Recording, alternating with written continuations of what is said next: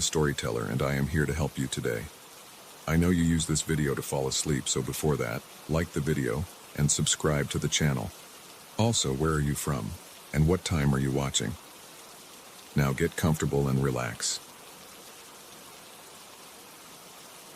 The first time it happened, I thought it was just Henri playing another one of his pranks. I was 17, old enough to be a junior counselor at Camp Alpin Rêve, young enough to still feel the weight of responsibility pressing against my chest like a stone.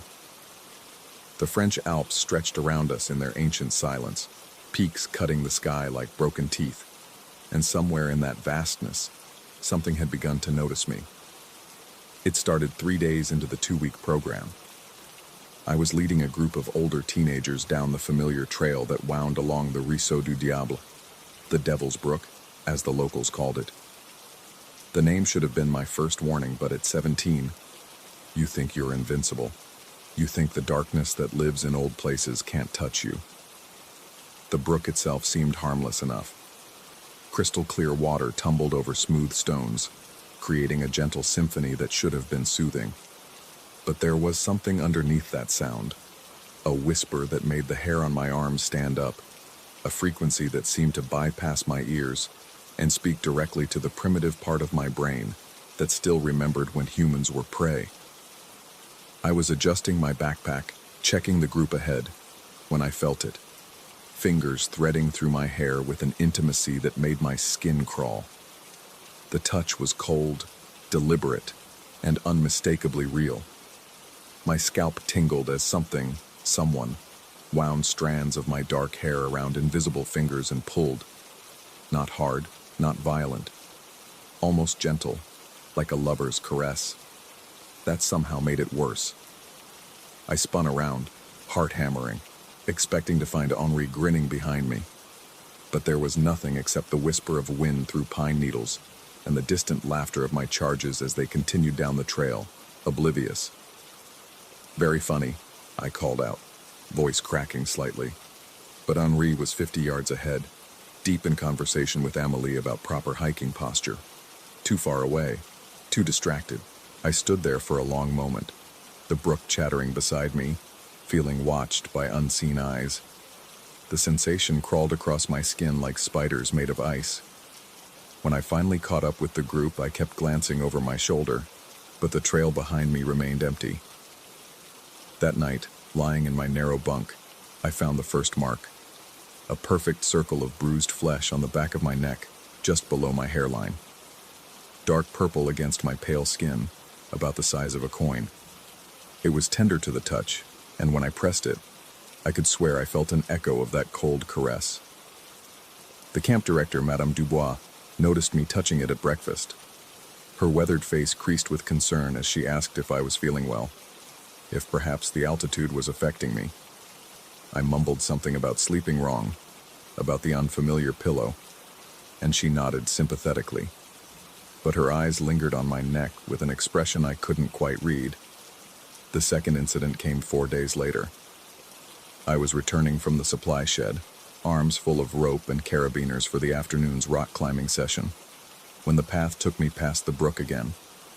The water looked different in the afternoon light. Darker somehow, more secretive. The sound it made seemed to carry words in a language I didn't recognize, but somehow understood. "Come closer." I stopped walking, muscles tensing. The voice was so faint it might have been imagination, but it carried a weight that made my bones ache. Against every instinct screaming at me to turn around, I found myself stepping toward the water's edge. The brook was maybe 6 feet wide at this point, shallow enough that I could see every pebble on the bottom. Nothing unusual about it. Nothing that should have made my heart race or my palms sweat.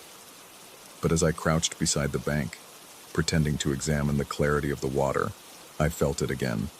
This time the invisible fingers were more insistent. They tangled in my hair, twisted it around themselves with increasing urgency. The pulling was stronger too, not quite painful, but impossible to ignore. I could feel each individual strand being selected, caressed, claimed. I jerked backward, dropping half the climbing gear. The metallic clatter echoed off the surrounding trees, and somewhere in that sound, I heard something else. a sigh of disappointment that seemed to come from the water itself. When I returned to camp that evening, there were 3 more bruises on my neck, darker this time, and arranged in a pattern that looked almost like fingerprints. Sleep became elusive. I'd lie awake listening to the distant murmur of the brook, imagining I could hear my name woven into its endless song. During the day, I found myself making excuses to avoid the trails that ran near the water. I'd take the longer routes, the steeper climbs, anything to keep distance between myself and whatever lived in those crystalline depths. But the camp's layout made complete avoidance impossible. The brook curved through the valley like a silver serpent, touching every major trail at some point, and I was beginning to suspect it knew I was avoiding it. The dream started on the 7th night. I was standing in the brook, water swirling around my ankles, though I had no memory of walking into it. The current was stronger than it should have been, tugging at my legs with surprising force. Above me, the alpine sky had turned the color of old blood, and the peaks seemed closer than they should be, pressing in like the walls of a vast cathedral. Something moved beneath the surface. Not fish. The shape was too large, too fluid. It rose toward me with the slow inevitability of a bubble of air, and as it breached the surface, I saw that it wasn't a creature at all. It was a face. Human, but wrong in ways my sleeping mind couldn't quite grasp.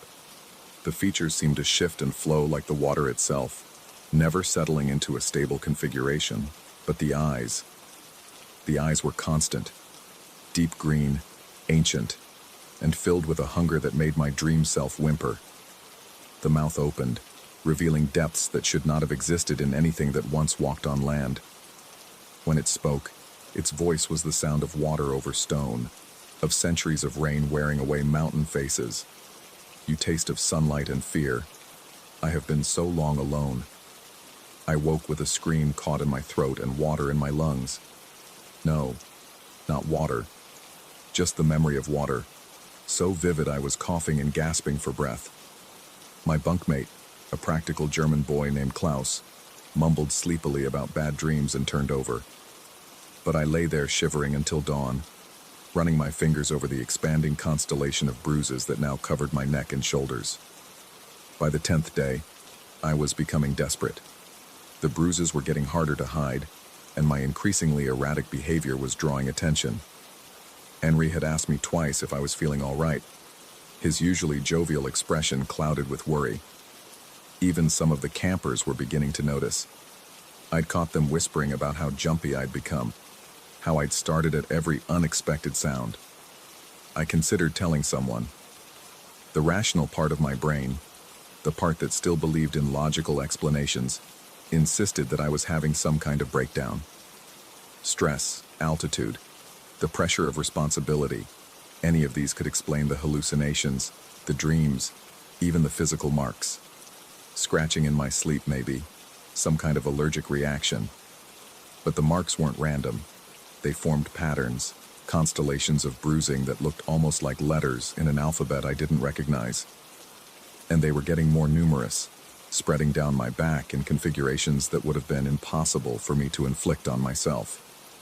On the 11th morning, I made a decision that probably saved what remained of my sanity. I was going to confront whatever was in the water. If it was real, I'd find a way to appease it, to convince it to leave me alone. If it was all in my head, then maybe facing the delusion head-on would break its hold over me. I waited until the afternoon rest period, when the camp was quiet and most of the counselors were either napping or playing cards in the main lodge. The sun was high overhead, casting everything in sharp relief, and I told myself that nothing truly malevolent could exist in such bright, clean light. I was wrong. The brook looked the same as always, innocuous, almost cheerful in the mountain sunshine. But as I approached, I felt that familiar chill, as if I were walking into a pocket of winter air. The sound of the water changed too, becoming more complex, more melodic, like a song written specifically for me. I knelt at the water's edge, close enough that I could see my reflection wavering in the current. My face looked older than it should have, marked by dark circles under my eyes and hollow cheeks that spoke of too little sleep and too much fear. "What do you want from me?" I whispered to my reflection. The answer came not as words, but as sensation. The invisible fingers were back, but this time they were everywhere, threading through my hair, tracing the line of my jaw, following the curve of my neck down to where my shirt collar began. The touch was no longer gentle. It was possessive, mapping my skin like someone memorizing a landscape they intended to claim. I tried to pull back, but something held me in place. Not physical restraint. It was more subtle than that. The compulsion came from inside, a desire I didn't recognize as my own. I wanted to lean forward, to let the water close over my head, to finally meet whatever had been calling to me all these nights. Soon, the voice whispered, and this time I was certain it wasn't imagination. The word carried the weight of promise and threat in equal measure. When the choosing is complete. The choosing. The phrase echoed in my mind as I finally managed to tear myself away from the water's edge. I stumbled back toward camp, legs shaking, that phrase repeating like a mantra. What was being chosen? Who was doing the choosing? And why did I have the horrible suspicion that I already knew the answer? That night, as I lay sleepless in my bunk, I heard footsteps outside. Soft, deliberate, moving with the rhythm of someone who knew exactly where they were going. I held my breath, listening, and the footsteps stopped directly outside our cabin. For a long moment, there was silence. Then came the sound I'd been dreading, the gentle whisper of the brook, impossibly close, as if the water itself had come calling. When morning came, Klaus's bunk was empty. The sheets were damp with something that smelled like mountain streams and tasted of copper when I touched it to my tongue. His hiking boots were gone, but his other belongings remained untouched. Madame Dubois organized search parties, of course. We scoured every trail, every crevice, every hidden valley for miles around. But I knew we wouldn't find him. Not alive anyway. The brook had made its choice, and Klaus, quiet, sensible Klaus, who had never done anything to attract attention, had answered the call that should have been meant for me. The bruises on my neck began to fade that day. I should have felt relief. Instead, I felt a gnawing certainty that this was far from over. The brook had taken Klaus, yes, but I could still hear it singing in the distance, still feel those invisible fingers occasionally ghosting through my hair when I wasn't expecting it. I was no longer the chosen one, but I wasn't free either. On our last night at camp, as the other counselors packed and shared stories about the summer, I found myself drawn one final time to the water's edge. The brook looked peaceful in the moonlight, almost ordinary, but when I knelt beside it and looked into the depths, I saw something that made my blood turn to ice water in my veins. Klaus's face, pale and perfect, looked back at me from just beneath the surface. His eyes were open, and they held an expression of such contentment that I nearly wept. He mouthed a single word: beautiful. Then the current carried him away, deeper into the mountain's heart, and I was left alone with the sound of choosing waters and the terrible knowledge that some hungers are never satisfied. They only pause between meals. I returned to Paris the next morning, but the Alps followed me home. In the sound of rain against my window, in the whisper of water through pipes, in every reflection that wavered just a little too long before settling into familiar shapes. Because the brook hadn't just taken Klaus. It had tasted me too, mapped every inch of my fear and wonder, and found me interesting. The bruises are completely gone now, but sometimes, in the shower or caught off guard by a mirror, I think I see new ones forming. And when I sleep, I dream of green water and ancient voices, of being chosen for something I can't yet understand. The acceptance letter from Camp Alpin Rêve arrived yesterday, inviting me back as a senior counselor for next summer. The paper still smells faintly of mountain streams. I haven't decided yet whether I'll accept, but I think we all know I will.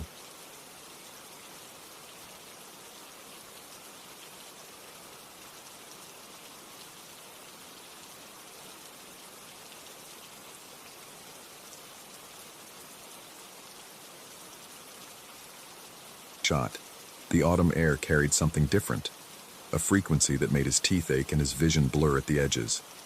He'd been photographing the campus for 3 years, documenting the seasonal changes for his senior portfolio, but the light that day seemed to move wrong. casting shadows that bent in impossible directions.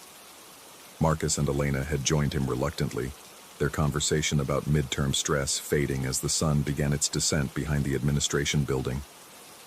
The hill offered the best vantage point on campus, a small rise that overlooked the quad and the dormitories beyond. Jake had discovered it during his freshman year, when homesickness and insomnia drove him to wander the grounds after midnight. Now it was their regular spot, a place where the three of them could escape the claustrophobia of lecture halls and cramped dorm rooms. "Look at that light," Marcus said, though his voice carried an undertone Jake couldn't place.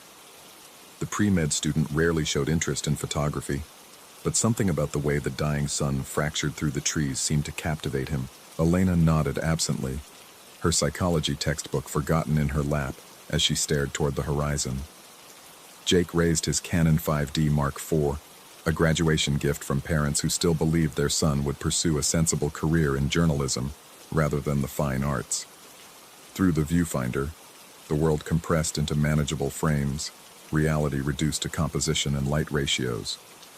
He'd grown comfortable hiding behind the camera, using it as a barrier between himself and the complications of senior year, the uncertainty about the future, the growing distance between old friends, the persistent feeling that everyone else had figured out something he'd missed. That's when he saw them. Two figures stood near the edge of the campus, just beyond the main pathway that led to the parking lots. At first glance, they appeared to be maintenance workers, or perhaps late departing faculty members, their forms silhouetted against the copper sky. One raised his hand in what looked like a casual wave. The other mirrored the gesture a moment later, their movements synchronized in a way that struck Jake as oddly mechanical. He lowered the camera and squinted toward the distant figures. From this distance, they were little more than dark shapes against the golden backdrop, but something about their posture nagged at him. They stood perfectly still except for their waving arms, which moved with metronomic precision. "Do you guys see those people down there?" Jake asked, pointing toward the figures. Marcus and Elena followed his gaze, their expressions shifting from casual interest to something approaching concern. Elena shaded her eyes with her hand. "Where exactly are you looking?" "By the pathway. Two guys waving." Jake lifted the camera again, using the zoom to bring the figures into sharper focus. The telephoto lens compressed the distance, making the men appear larger and more defined against the evening sky. "They're right." The words died in his throat. Through the 200mm lens, the figures became clear enough to reveal details that shouldn't have been possible. Both men appeared middle-aged, wearing dark clothing that seemed to absorb rather than reflect the ambient light. Their faces were visible but strangely uniform, as if cast from the same mold with minor variations. But it was the space around them that made Jake's hands begin to tremble. The air surrounding both figures shimmered with an interference pattern, like television static made visible. The effect created a rectangular frame around each man, precise and sharp-edged, as if they were images being projected onto the landscape rather than physical beings standing within it. The static didn't extend beyond these invisible boundaries, and the grass beneath their feet appeared undisturbed, as if they cast no weight upon the earth. Jake's finger found the shutter release automatically, the camera clicking several times in rapid succession. The autofocus hunted between the figures in the background, unable to lock onto anything solid. The static seemed to interfere with the camera's sensors, creating exposure readings that fluctuated wildly despite the steady evening light. "What's wrong?" Marcus moved closer, his voice tight with concern. "You look like you've seen a ghost." Jake lowered the camera slowly, blinking hard to clear his vision. When he looked toward the figures with his naked eyes, they appeared normal again, just two distant people engaged in an innocent gesture. But the memory of what he'd seen through the lens remained vivid, burned into his retinas like the afterimage of a camera flash. "Nothing," he managed, though his voice came out strained. "Just thought I saw something weird." Elena studied his face with the analytical intensity she brought to her psychology coursework. "Weird how?" Jake raised the camera again, his hands trembling slightly as he adjusted the focus. The static was still there, more pronounced now, creating ripple effects that seemed to bend the light around the figures. Their waving continued with mechanical precision, neither man showing any variation in timing or gesture.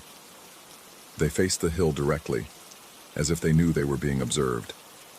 The rational part of Jake's mind, the part trained by 3 years of journalism classes to verify sources and question assumptions, suggested several explanations.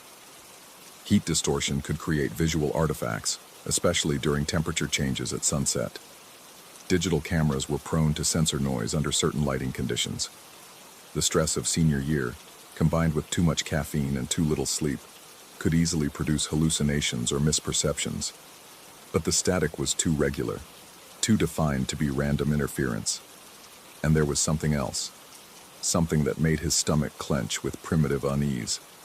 The figures weren't just waving, they were waving at him. Every time he raised the camera, their gestures intensified, becoming more animated and deliberate.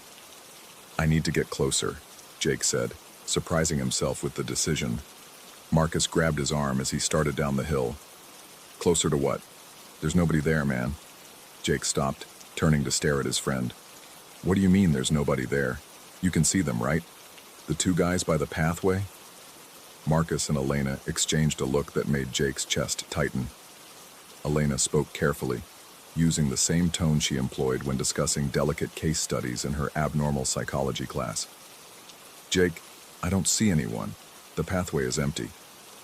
The world seemed to tilt slightly, reality shifting on its axis.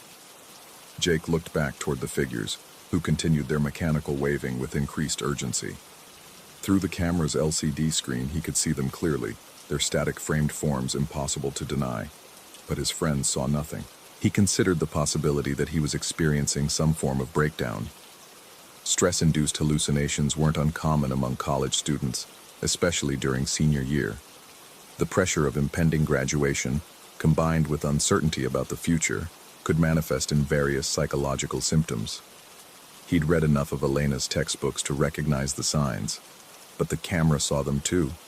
That had to mean something. Jake took several more photographs, each click of the shutter capturing images that would either validate his sanity or confirm his descent into madness. The figures never stopped waving, their movements growing more frantic as the light continued to fade. The static around them intensified, creating interference patterns that hurt to look at directly. "We should head back," Elena said, her voice carefully neutral. "It's getting dark." Jake nodded absently, still watching the figures through his viewfinder.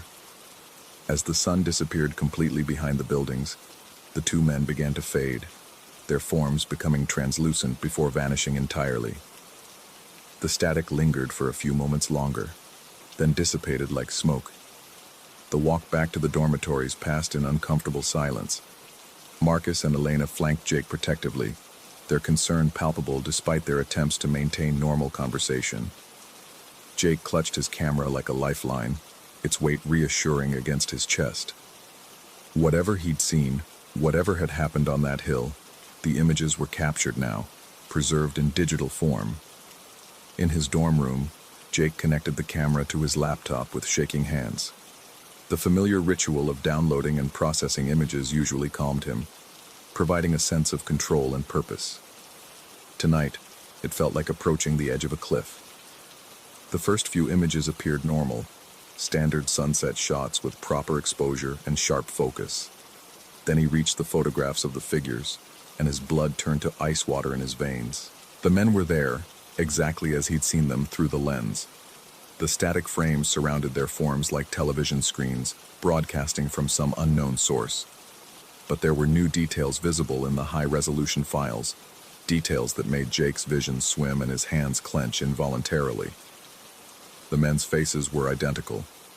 Not similar. Identical. Perfect duplicates down to the last detail, as if one had been copied and pasted over the other. Their eyes stared directly into the camera with an intelligence that transcended the flatness of recorded images. And behind them, barely visible through the static interference, were more figures. Dozens of them, all identical, all waving with the same mechanical precision. Jake zoomed in on the image, his software struggling to interpolate the pixelated static. The interference pattern seemed to contain information, like data encoded in visual noise. Random shapes resolved into almost recognizable forms. Letters that might have been words, symbols that suggested meaning without quite achieving it. A message. They were trying to send him a message. Jake spent the next 3 hours analyzing every frame, adjusting contrast and brightness, applying filters to reduce the static interference. The more he enhanced the images, the more details emerged. The figures weren't standing on grass. They were standing on what appeared to be concrete or asphalt, a surface that didn't match the campus landscape. Behind them, barely visible through the digital noise, were structures that looked distinctly institutional. Hospital corridors, perhaps, or office buildings. By 3 in the morning, Jake had developed a theory that made his skin crawl with its implications.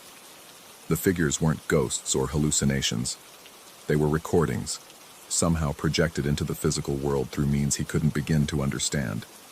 But recordings of what? And why could only he see them? He printed the clearest image on his photo printer, the static frames appearing as gray rectangles around the identical men. In physical form, removed from the digital environment, the photograph looked even more surreal. Jake pinned it to his bulletin board next to his class schedule and scholarship application deadlines. A tangible reminder that reality wasn't as stable as he'd once believed. Sleep came in fragments, interrupted by dreams of static screens and endless corridors filled with waving figures. Jake woke several times to check the photograph, half convinced it would show something different in the darkness. But the men remained constant, their mechanical gestures frozen in silver halide and paper. The next evening, Jake returned to Meridian Hill alone. Marcus and Elena had tried to dissuade him, their concern evident despite their attempts to remain supportive. They thought he was having some kind of episode, and Jake couldn't entirely disagree with their assessment, but he needed to know if the figures would appear again. He arrived an hour before sunset, setting up his equipment with methodical precision. The camera settings were optimized for low-light conditions, the telephoto lens cleaned and calibrated. If the figures returned, he would be ready. As the golden hour approached, Jake scanned the campus through his viewfinder, searching for any sign of the static-framed men. The pathway remained empty, populated only by the usual evening foot traffic of students and faculty heading home. For a moment, Jake felt a mixture of relief and disappointment. Perhaps it had been a one-time hallucination, a stress-induced anomaly that would fade with time. Then he saw them again. This time, there were 4 figures arranged in a neat line beside the pathway.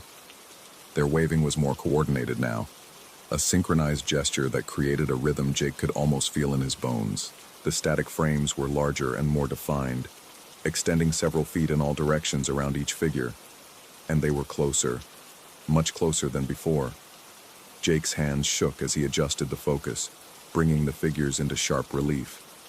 Their identical faces smiled with disturbing uniformity, expressions that conveyed neither warmth nor malice, but something disturbingly neutral. They wore different clothing now, business suits instead of the dark casual wear from the previous day. But their faces remained absolutely identical. As Jake watched through the camera, one of the figures broke from the line and began walking toward the hill. Its movement was fluid, but somehow wrong, lacking the natural variations of human gait. The static frame moved with it, maintaining its rectangular boundary around the advancing figure. Jake lowered the camera and looked toward the pathway with his naked eyes. Empty space. Nothing there but the usual evening shadows. But through the lens, the figure continued its approach, now close enough that Jake could make out individual details of its impossible existence. The urge to run was overwhelming, every primitive instinct screaming at him to flee from this violation of natural law.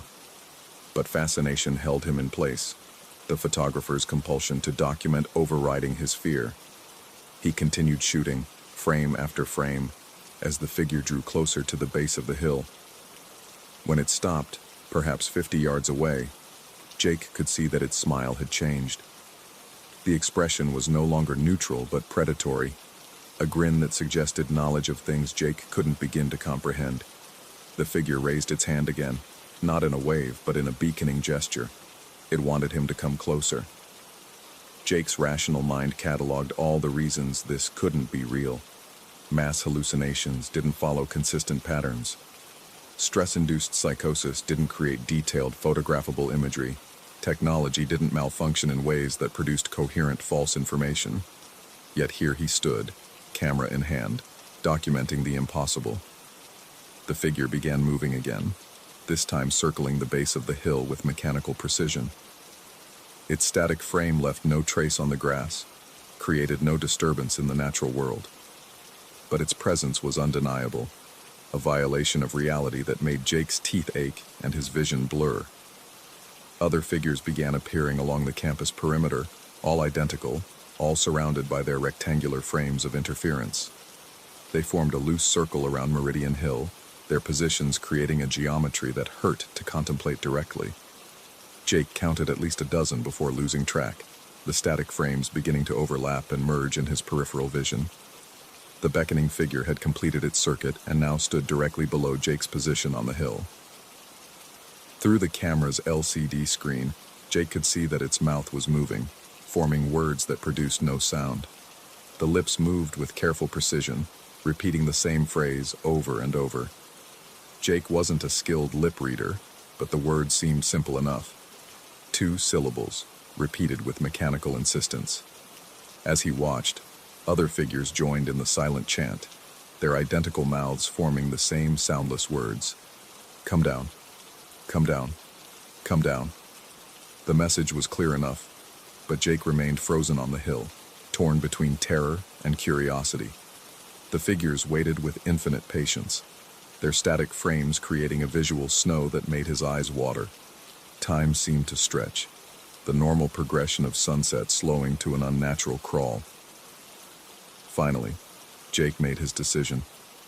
He packed his equipment with deliberate care, each movement calculated to avoid sudden gestures that might trigger some kind of response from the watching figures. When everything was secured, he began his descent down the far side of the hill, away from the pathway and the beckoning figure. The static-framed men tracked his movement with perfect coordination, their heads turning in unison to follow his progress. But they made no attempt to intercept him, content to observe from their positions around the campus perimeter. Jake reached the base of the hill and broke into a run, sprinting across the quad toward the safety of the dormitories. Behind him, he could feel their identical gazes like weight pressing against his shoulder blades. In his room, Jake downloaded the evening's photographs with hands that wouldn't stop shaking. The images were even more detailed than before, showing the figures with crystal clarity that made their impossible nature even more disturbing. He could see the texture of their clothing, the individual hairs on their identical heads, the precise engineering of their mechanical smiles. But it was the background details that made his blood freeze. In several photographs, barely visible through the static interference, Jake could make out structures that definitely weren't part of the campus. Hospital equipment, monitoring devices, and in one particularly clear image, what appeared to be a bed with restraints. The final photograph in the sequence showed something that made Jake's camera slip from his nerveless fingers. The beckoning figure stood in the foreground, its static frame perfectly defined. But behind it, emerging from the interference like a message written in snow, were words. Blocky, pixelated letters that spelled out a simple phrase. Ward 7, East Wing. Jake stared at the image until his vision blurred, trying to convince himself he was misreading the digital artifacts. But the words remained constant, burned into the static like a brand. He spent the rest of the night researching Ward 7 East Wing, following digital breadcrumbs through hospital directories and medical facility databases. What he found made his understanding of reality crumble like sand. Ward 7. East Wing was a psychiatric facility that had been closed for renovation 3 months ago. The patients had been transferred to other institutions, the staff reassigned. But according to the records Jake uncovered in archived news articles, there had been an incident during the evacuation.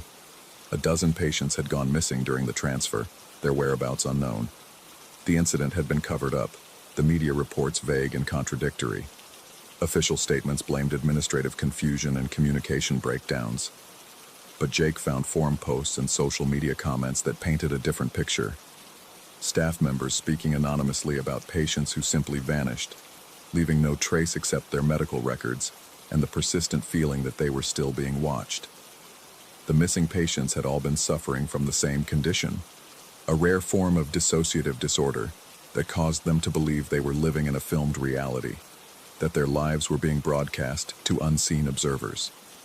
Treatment had been experimental, involving exposure therapy and reality reconstruction techniques that pushed the boundaries of ethical medicine.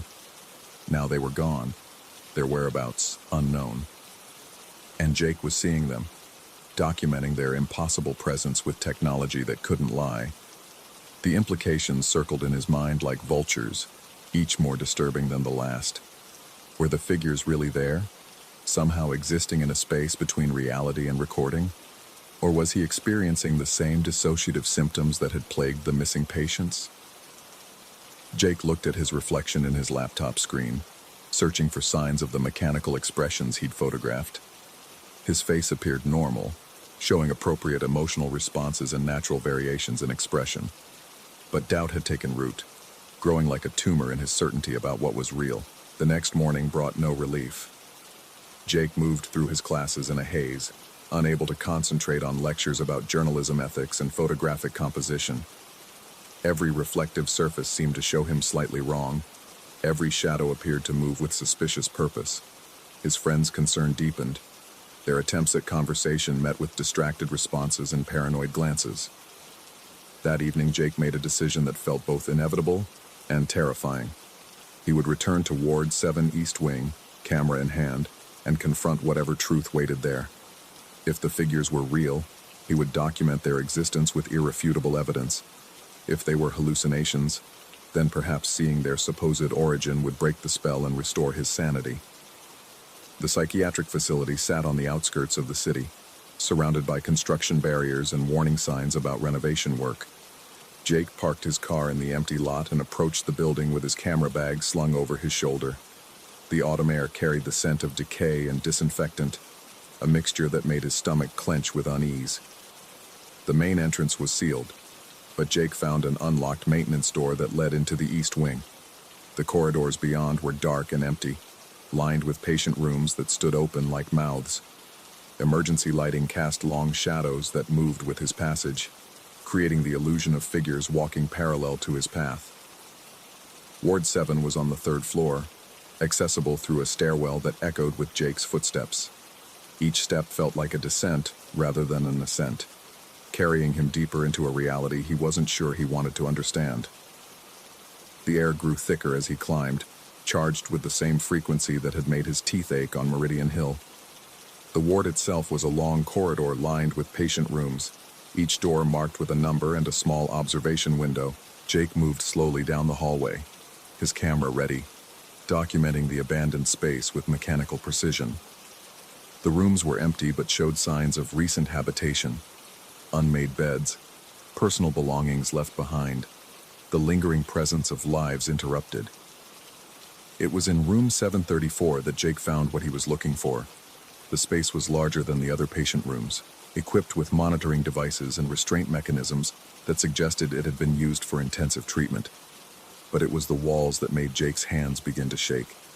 Every surface was covered with photographs, hundreds of them, all showing the same impossible scene. Campus views, Meridian Hill at sunset, and in every image, standing just at the edge of the frame, were the static framed figures. The photographs were dated, spanning several months of treatment, patient observations apparently, documenting a shared delusion that had been meticulously recorded by medical staff.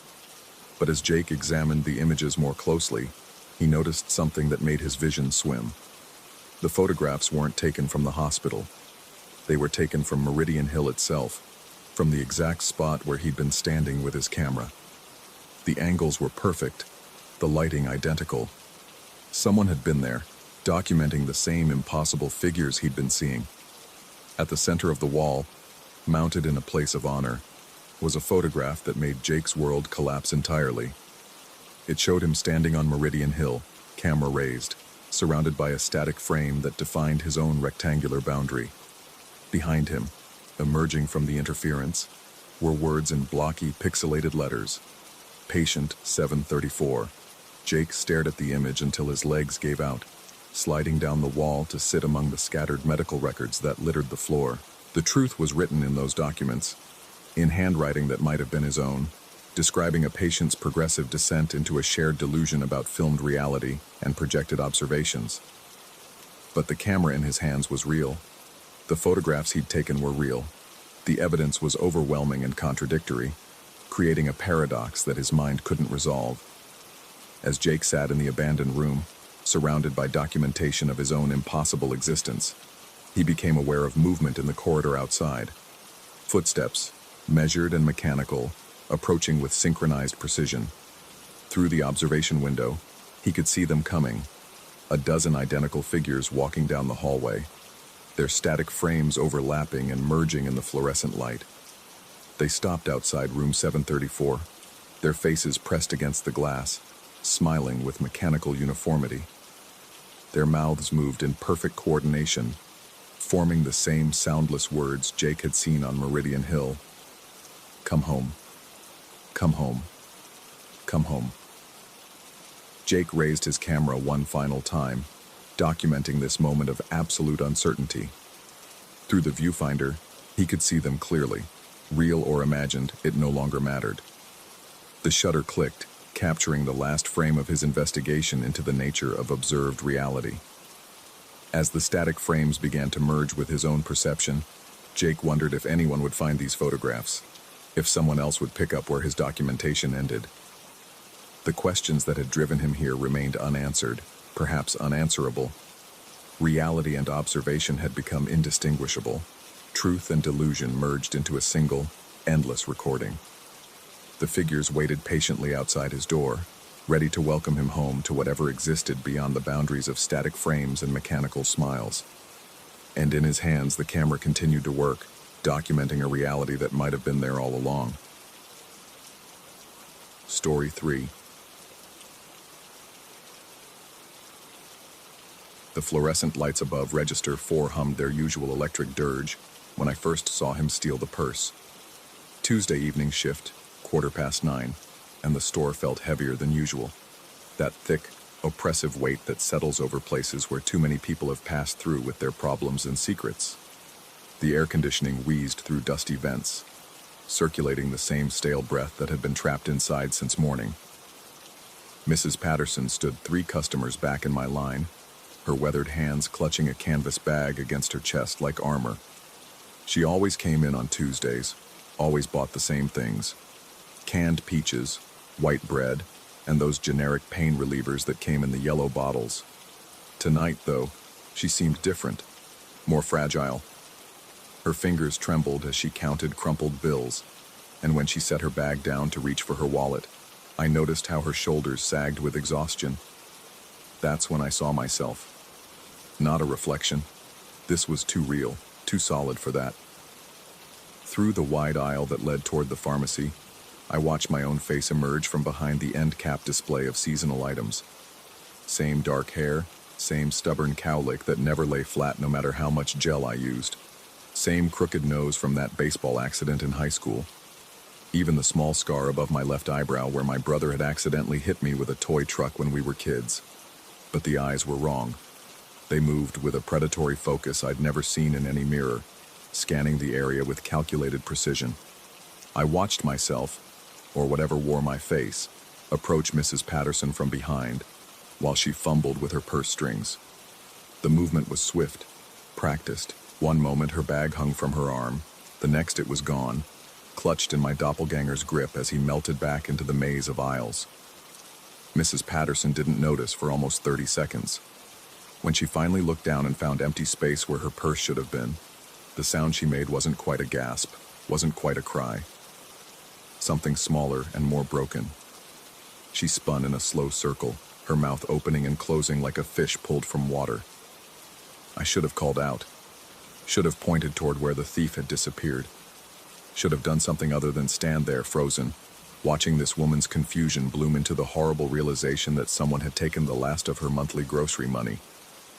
But how do you explain that you just watched yourself commit a crime? The rest of my shift passed in a fog of disbelief. I went through the motions, scanning items, making change, offering those meaningless pleasantries that cashiers are supposed to provide, while my mind churned through what I'd witnessed. Coincidence, maybe. Someone who looked like me. The lighting in the store could play tricks, especially late in the evening when shadows stretched longer and the fluorescence cast everything in sickly yellow. By the time I clocked out at midnight, I'd almost convinced myself it had been a mistake. Almost. Marcus, the night security guard, stopped me near the employee exit. His uniform stretched tight across his belly, and coffee stains dotted the front like a connect-the-dots puzzle. He had that look people get when they're about to deliver bad news, but aren't sure how to start. "Hey, Danny," he said, shifting his weight from foot to foot. "Store manager wants to see you tomorrow. Something about reviewing the security footage from tonight." The fluorescent tubes overhead flickered, casting brief shadows that danced across his face. For just a moment, in that stuttering light, Marcus looked different. Older, more tired, but mostly, he looked afraid. "What kind of footage?" I asked, though part of me already knew. "Lady got her purse stolen around 9:30. Camera caught the whole thing." He paused, studying my face with an intensity that made my skin crawl. "Weird thing is, Danny, the guy who took it, he looks exactly like you." The walk home took forever and no time at all. My apartment sat 3 blocks from the store, down streets that usually felt familiar and safe. Tonight, every shadow seemed to harbor movement just beyond my peripheral vision. Street lights created pools of yellow illumination that felt more like islands in an ocean of darkness than anything resembling security. I kept checking over my shoulder, expecting to see my own face following at a distance. Twice I thought I caught glimpses, a figure ducking behind a parked car, someone stepping quickly into an alley. But when I turned for a better look, there was nothing there except the ordinary emptiness of late-night suburbia. My apartment building squatted like a tired animal against the night sky. 5 stories of faded brick and dreams deferred, filled with people who worked jobs like mine and counted every dollar twice before spending it. The lobby smelled of industrial carpet cleaner and microwaved meals, and the elevator wheezed its way up to the 3rd floor with mechanical reluctance. Inside my 1-bedroom unit, I went straight to the bathroom mirror. My reflection stared back. Same face I'd seen every morning for 26 years. Same features I'd grown up with and grown tired of. I touched the scar above my eyebrow, traced the crooked line of my nose, searched for something that might explain what I'd witnessed. Nothing looked different. Nothing felt different. But something was wrong. I called in sick the next morning, which wasn't entirely a lie. My stomach churned with a nausea that had nothing to do with physical illness, and everything to do with the growing certainty that my life was about to fall apart. Instead of going to work, I sat in my living room and watched the shadows move across the walls as the sun tracked its path overhead. Around noon, my phone rang. The store manager. "Danny, we need to talk. Can you come in this afternoon?" His voice carried that careful neutrality people use when they're trying not to accuse you of something, while simultaneously making it clear that you're being accused of something. I told him I'd be there at 3. The 2 hours between that call and my appointment stretched like taffy. I paced the apartment, made coffee I didn't drink, started a dozen different explanations in my head, and abandoned them all. How do you convince someone that you weren't the person on their security footage when that person has your exact face? The Walmart looked different in daylight. Less oppressive maybe, but somehow more sinister. During night shifts, the darkness outside the windows created a kind of cocoon effect. It was just the store, the customers, and the routine. But in the afternoon, with sunlight streaming through the entrance and showing every scuff mark on the floor, every crack in the ceiling tiles, the place revealed itself as exactly what it was, a fluorescent-lit purgatory where dreams went to die slowly. Mr. Henderson, the store manager, led me to his office in the back. The space felt cramped and overheated, filled with filing cabinets that probably hadn't been organized since the Clinton administration and motivational posters that had faded to the color of old teeth. He gestured for me to sit in a plastic chair that had seen better decades, while he settled behind his desk like a judge preparing to deliver a verdict. "Danny, you've been a good employee," he began, which immediately told me how this conversation was going to end. 2 years, never had any complaints, always on time. He opened a manila folder that sat on his desk like evidence in a trial I didn't know I was attending. Inside were printed screenshots from the security footage, grainy black and white images that showed someone who looked exactly like me in the act of stealing Mrs. Patterson's purse. "This is from camera 7, timestamp 9:32 p.m., Henderson said, sliding the first photo across his desk. "You can see the individual approaching from behind while the victim is distracted. The person in the image wore my face like a Halloween mask, but there was something wrong with the expression. Something predatory and calculating that I'd never seen in any mirror. The angle was wrong too. The camera should have been looking down from above, but somehow it captured a straight-on view that showed every detail of features I knew better than my own name. And this is from camera 12, showing the same individual moving toward the exit. The second photo made my blood turn to ice water. It showed me, or the thing wearing my face, looking directly into the camera with an expression that wasn't quite a smile but wasn't quite anything else either. It was the look of something that knew it was being watched and didn't care. More than that, it was the look of something that wanted to be seen. Danny, I have to ask, where were you at 9:32 last night? I was working Register 4. You can check the transaction logs. Henderson consulted another sheet of paper. According to the system, you were indeed logged into Register 4 during that time period, but the register shows a gap in transactions between 9:28 and 9:37. 9 minutes. 9 minutes. Long enough to walk to where Mrs. Patterson had been standing, take her purse, and return to my station. Long enough to destroy an old woman's faith in the safety of routine errands. Long enough to frame myself for a crime I didn't commit. I was probably restocking bags or cleaning the belt, I said, though the words sounded hollow even to me. You know how it is during slow periods. Henderson studied my face with the same intensity Marcus had shown the night before, searching for tells and contradictions. Whatever he saw there didn't seem to satisfy him one way or the other. I'm going to have to suspend you pending further investigation, he finally said. Company policy. I'm sorry, Danny, but this footage, it's pretty damning. Walking out of that office felt like walking through quicksand. Every step took enormous effort, and the fluorescent lights overhead seemed to pulse in rhythm with my heartbeat.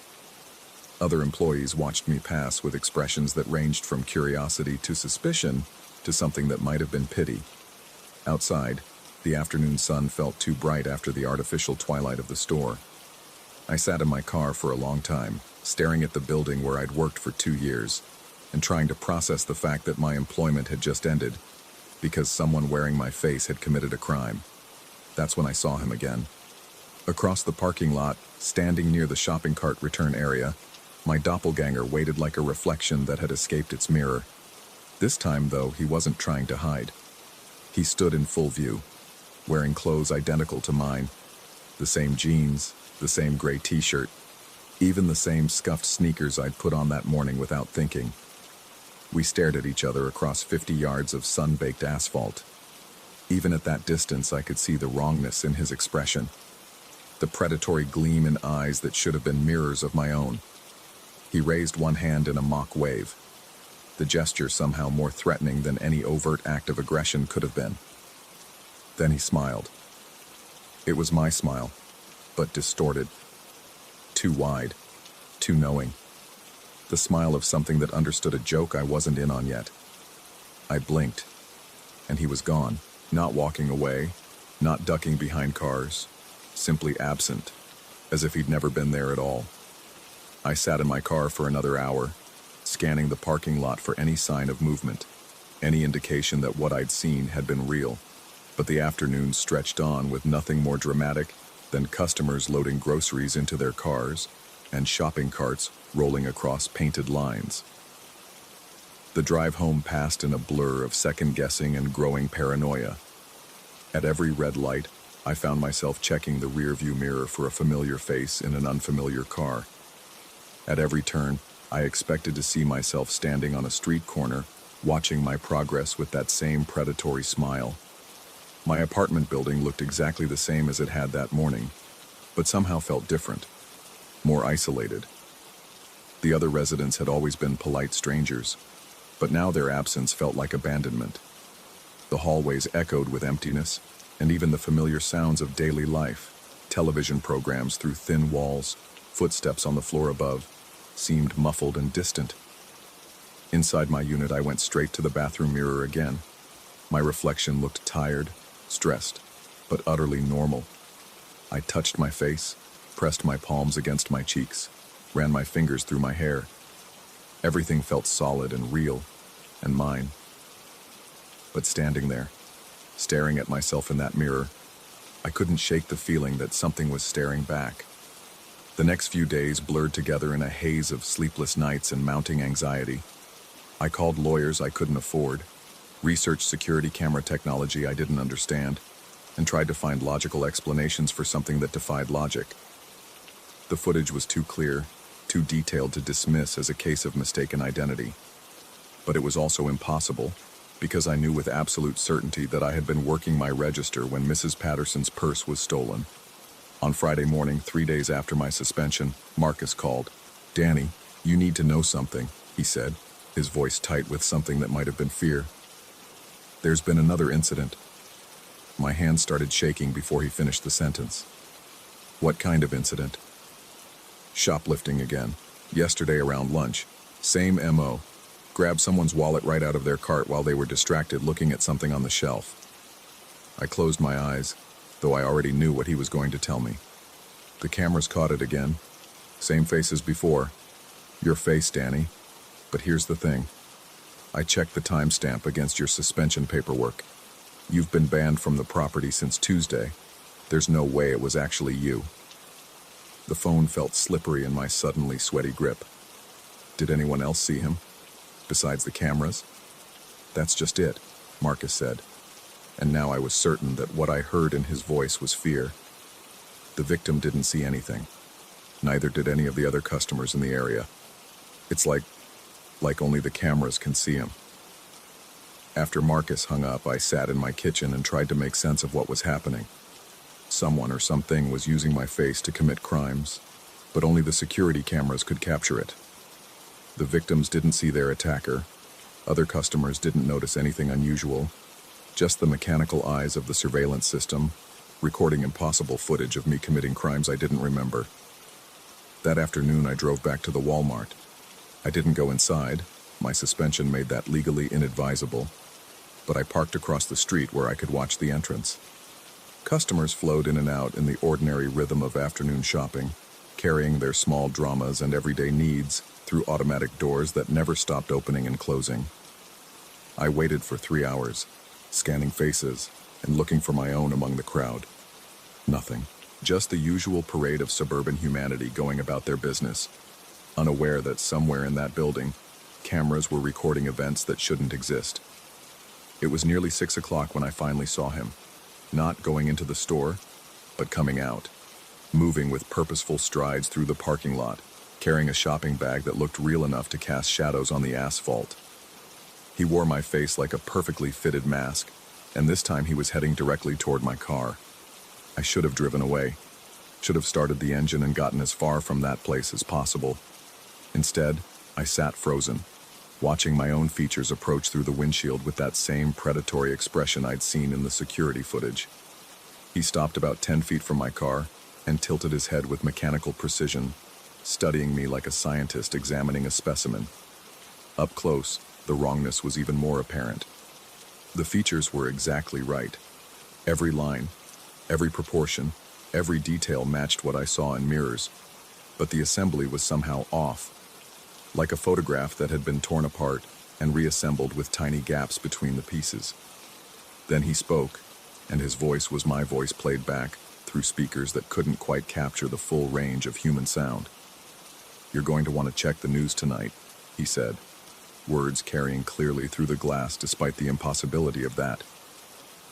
Channel 7 specifically, the 10 o'clock broadcast.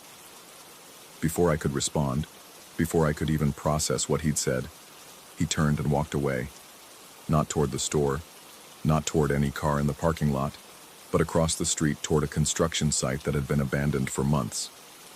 I watched him disappear behind a chain-link fence, and when I finally worked up the courage to follow, there was nothing there except empty concrete foundations and rusted equipment.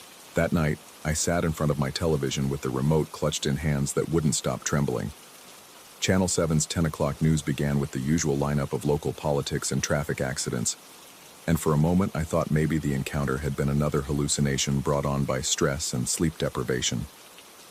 Then the anchor introduced a story about a series of unusual thefts at a local Walmart, and my world tilted sideways. The security footage they showed was crystal clear, high-definition color that captured every detail of my face as I moved through the store like a predator hunting prey. But this wasn't the grainy black and white imagery from the store's actual cameras. This looked like professional cinematography, shot from angles that no security system could achieve. They showed me taking Mrs. Patterson's purse with cold efficiency, showed me stealing the wallet from the shopping cart while the victim stood obliviously nearby, showed me committing crimes with my face, wearing expressions I'd never made, moving with a confidence I'd never possessed. But most disturbing of all, they showed me looking directly into the camera with that same too-wide smile, as if I knew I was being recorded for broadcast to thousands of homes across the city. The anchor concluded the segment by noting that police were seeking information about the suspect, whose identity remained unknown despite the clear footage. They provided a phone number for tips and warned viewers to be cautious when shopping alone. I turned off the television and sat in darkness, listening to the familiar sounds of my apartment building settling around me. Somewhere above, footsteps crossed a floor. Somewhere below, a television played a late-night talk show. Normal sounds of normal people living normal lives, completely unaware that reality had developed cracks wide enough for impossible things to slip through. Over the next week, the thefts continued, always at the Walmart, always captured on footage that shouldn't exist, always showing my face committing crimes I didn't remember. The local news picked up the story, then regional outlets, then national media looking for something unusual to fill slow news cycles. My face became famous in the worst possible way. Strangers on the street started recognizing me, pointing and whispering when they thought I wasn't looking. My landlord left increasingly concerned voicemails about potential security issues with my tenancy. Former co-workers crossed streets to avoid walking past me, but the strangest part was that none of the victims ever saw their attacker. I started visiting the store obsessively, parking across the street and watching for any sign of my doppelganger. Sometimes I caught glimpses, a familiar silhouette moving behind the windows, a face that looked like mine reflected in the glass doors, but never anything substantial enough to document or report. On the 10th day after my suspension, I finally saw him clearly again. This time he wasn't stealing anything. He stood in the electronics section, apparently browsing televisions like any ordinary customer. But when I looked closer, I realized he was watching the security monitors that displayed feeds from cameras throughout the store. He was studying himself on the screens, examining his own image from multiple angles with the fascination of an artist reviewing his work. And in that moment, watching him watch himself, I finally understood what was happening. He wasn't using my face as a mask. He was my reflection, somehow pulled from every mirror I'd ever looked into and given independent existence. Every time I'd checked my appearance in bathroom mirrors, store windows, car windshields, all those brief encounters with my own image had been feeding something that was learning to be me, but learning imperfectly. That night, I destroyed every mirror in my apartment, covered the bathroom mirror with a towel, threw out the small compact I kept in my car, even avoided looking at store windows when I walked past. If reflections were how he gained strength, then eliminating them might weaken whatever force had given him form. For 3 days, it seemed to work. The thefts stopped. The news moved on to other stories. My phone stopped ringing with calls from reporters and police detectives who wanted to interview the man whose face had committed impossible crimes. But on the 4th day, I made a mistake. I was washing dishes when the afternoon sun hit the kitchen window at just the right angle, turning the glass into a perfect mirror. For just a moment, maybe half a second, I saw my reflection clearly outlined against the bright surface, and my reflection smiled back with too many teeth. That night, the thefts resumed. But this time, The security footage showed something even more disturbing than before. It showed me stealing from customers while looking directly at the cameras, as if performing for an audience. It showed me moving through the store with supernatural stealth, appearing and disappearing from frame to frame, like something that existed only in the mechanical vision of electronic eyes. Most terrifying of all, it showed me holding a sign made from torn cardboard, with words written in handwriting that looked exactly like my own. There can only be one. I haven't slept properly in weeks now. Every reflective surface has become a potential doorway. Every security camera a possible witness to crimes I'm not committing. The police have a warrant for my arrest, but they can never seem to find me when they show up at my apartment. It's as if I exist in two places simultaneously, here in reality, and there in the electronic world of surveillance footage. Sometimes, late at night when the building is quiet and the world feels thin, I catch glimpses of him in windows and television screens. He's getting stronger, more defined, more real, and I'm getting weaker, more transparent, as if the energy that makes me who I am is slowly being drained away. I think I understand now what he meant about there only being one of us. He's not just using my face. He's replacing me, one reflection at a time. Soon I suspect the cameras will stop recording his crimes and start showing empty footage of thefts with no thief. The police will find no evidence of any suspect at all, and I'll be the one who only exists in mirrors, watching from the other side of glass as he lives the life that used to be mine. The only question left is whether you're reading the words of the original, or if he's already learned to write with my hand as perfectly as he's learned to steal with my face. I wish I could tell you for certain, but I'm no longer sure I know the difference myself.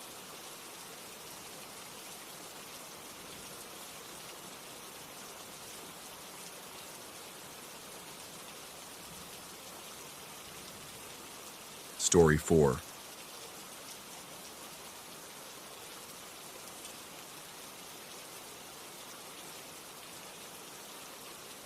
The speedometer needle trembled at 0, but the desert kept rushing past my windshield like a fever dream painted in rust and bone. I first noticed it somewhere between Flagstaff and nowhere, that peculiar stillness of the gauge while the 18-wheeler continued its steady rumble across the endless stretch of Arizona asphalt. The engine's diesel heartbeat hadn't missed a beat. The transmission still shifted with mechanical precision, and the white lines kept disappearing beneath my front bumper in their hypnotic rhythm. Yet according to every instrument on my dashboard, I wasn't moving at all. My first instinct was mechanical failure. 23 years hauling freight across this godforsaken continent had taught me to trust my senses over digital readouts. Speedometers failed, GPS units glitched, but the road beneath my tires felt real enough, and the mile markers kept sliding past like countdown numbers on some cosmic timer I couldn't quite comprehend. Mile marker 247, then 246, 245. The numbers decreased with metronomic regularity, but my odometer remained frozen at 847, 293 miles, the same reading it had shown when I'd checked it at the truck stop in Flagstaff, where I'd bought coffee that now tasted like copper pennies on my tongue. The desert heat shimmered upward from the asphalt in ghostly tendrils, creating that familiar mirage effect where distant pavement appeared to melt into liquid mercury.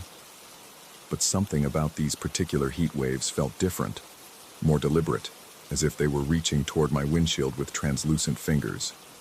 The air conditioning hummed its electronic lullaby, yet sweat began gathering at the base of my neck, trickling down my spine in cold rivulets that had nothing to do with temperature. I reached for the CB radio, thumb hovering over the transmission button. The static crackled with the usual chatter of long-haul drivers sharing weather reports and speed trap warnings, but their voices sounded muffled, as if broadcast from the bottom of a deep well. When I keyed the microphone and asked for a radio check, the static swallowed my words without echo or response. The sun hung at its zenith, a merciless white eye that cast my shadow directly beneath the truck. Yet I couldn't shake the sensation that it had been in precisely that position for far longer than any sun should remain stationary. My watch showed 2:47 p.m., the same time it had displayed when I'd last glanced at it near mile marker 250. The digital display wasn't frozen. The seconds ticked forward with relentless precision. but the hands seemed trapped in some temporal loop that defied explanation. Mile marker 240 appeared and vanished. Then 239, 238. Each passing marker felt like crossing a threshold into something progressively more wrong. The desert landscape began to repeat itself in ways that violated the natural order of geography. The same distinctive rock formation, a weathered sandstone spire resembling a skeletal finger, appeared on my right side 3 separate times. The same abandoned billboard advertising a long-defunct casino materialized and disappeared at intervals that suggested either impossible construction redundancy or a glitch in the fabric of reality itself. I pulled the truck onto the shoulder, gravel crunching beneath the massive tires as I brought the rig to a complete stop. The engine idled with its familiar rumble, but even at a standstill, the speedometer continued to register 0. More disturbing still, the world outside continued its inexorable backward slide. Mile marker 237 drifted past my stationary window like a ghost freed from the moorings of logic. The driver's seat creaked as I shifted my weight, leather protesting against the mounting pressure of my grip on the steering wheel. My hands had begun to tremble, barely perceptible tremors that suggested either caffeine overdose or the early stages of something far more serious. I tried to recall how many cups of coffee I'd consumed since Flagstaff, but the memory felt slippery, like trying to hold water in cupped palms. When I attempted to restart my journey, engaging the clutch and shifting into first gear, the truck responded normally. The speedometer needle remained pinned at 0, while mile marker 236 slid past with the inevitability of destiny. The disconnect between motion and measurement had evolved from mechanical curiosity into something that made my skin crawl with unnamed dread. The CB radio's static intensified, occasionally resolving into fragments of conversation that seemed to originate from different decades. A voice discussed gas prices from the 1970s. Another mentioned a blizzard in Kansas that I remembered from my rookie year driving freight. Most unsettling were the references to accidents and breakdowns on this very stretch of highway, incidents that hadn't occurred yet, spoken about in past tense by voices that sounded increasingly familiar. One of those voices sounded exactly like mine. The realization struck with the force of physical impact. Buried in the static-laden chatter, I heard my own voice describing a speedometer malfunction on Interstate 40, detailing the exact sequence of events I was currently experiencing. The voice spoke with the weary resignation of someone recounting an old story, though I had no memory of ever keying the microphone or speaking those words. Mile marker 230 appeared and dissolved into heat shimmer. Then 229, 228. My logbook lay open on the passenger seat, pages fluttering in the artificial breeze from the air conditioning vents. According to the most recent entry, I had departed Flagstaff at 11:30 a.m. with an estimated arrival time in Phoenix of 4:15 p.m. But the handwriting in those final entries looked increasingly erratic, as if penned by someone fighting to maintain control over motor functions that were steadily deteriorating. More disturbing were the entries I didn't remember writing. Margin notes in my own script described strange dreams about endless highways and broken clocks. One particular notation, scrawled in red ink that I never carried, read, Day 127 without forward progress. Fuel gauge remains full. Memory fragments like desert glass. I flipped backward through the logbook's pages, searching for some anchor point of verifiable reality. The entries became progressively more bizarre as I moved chronologically backward, documenting impossible journey times and routes that violated basic geography. One entry claimed I had driven from Los Angeles to Miami in negative time. Another described hauling a load that weighed nothing but cast shadows darker than the truck itself. The margins filled with increasingly frantic handwriting that cataloged physical symptoms. Persistent headaches, double vision, the taste of copper that never left my mouth. These observations were interspersed with desperate questions about the nature of time and distance, philosophical musings that seemed far too sophisticated for a truck driver's practical mindset. Mile marker 220 materialized and vanished. The mathematics were becoming impossible to ignore. If I had been traveling at highway speed for over an hour, I should have covered 60 or 70 miles. Instead, the markers suggested I had moved only 30 miles, and in the wrong direction. The fuel gauge showed completely full, though I hadn't stopped for diesel since leaving Flagstaff. The tank's capacity was 300 gallons, enough for roughly 1,800 miles of driving. Even accounting for the grade changes in desert terrain, I should have consumed at least a quarter tank. Yet the needle pointed steadfastly at maximum capacity, as if the truck were somehow feeding on the mystery miles rather than consuming fuel to traverse them. Overhead, the sun hadn't moved a discernible degree from its zenith position. The shadows cast by highway signs and desert vegetation remained constant, defying the rotation of the planet itself. When I consulted my GPS unit, the satellite signal indicator showed full strength, but the displayed coordinates remained fixed at a location that placed me precisely at mile marker 247, the spot where I had first noticed the speedometer malfunction. The CB radio erupted with my own voice again, this time describing the fuel gauge anomaly with clinical precision. The transmission included details I hadn't yet noticed myself, such as the way the needle quivered slightly when I applied pressure to the brake pedal, or how the gauge's backlight had developed a subtle orange tint that hadn't been present during my pre-trip inspection. These impossible broadcasts from my future self, or past self, began arriving with increasing frequency. I heard myself describing mile markers I hadn't yet reached, detailing conversations with dispatch that I had no memory of having. Most chilling were the references to passengers I didn't remember picking up, individuals who apparently rode in the sleeper compartment and spoke in languages that existed nowhere on Earth. Mile marker 210 appeared through the heat shimmer, its reflective surface seeming to pulse with its own internal light. The number looked wrong somehow, not the standard highway department font, but something older and more ornate, as if carved by hands that had never seen modern typography. I began to understand that the miles weren't simply failing to register on my instruments. They were disappearing from my memory as well. When I tried to recall the drive from Flagstaff to my current position, I found only fragmentary impressions. The taste of truck stop coffee, the sensation of warm morning air through the driver's window, the opening notes of a country song on the radio.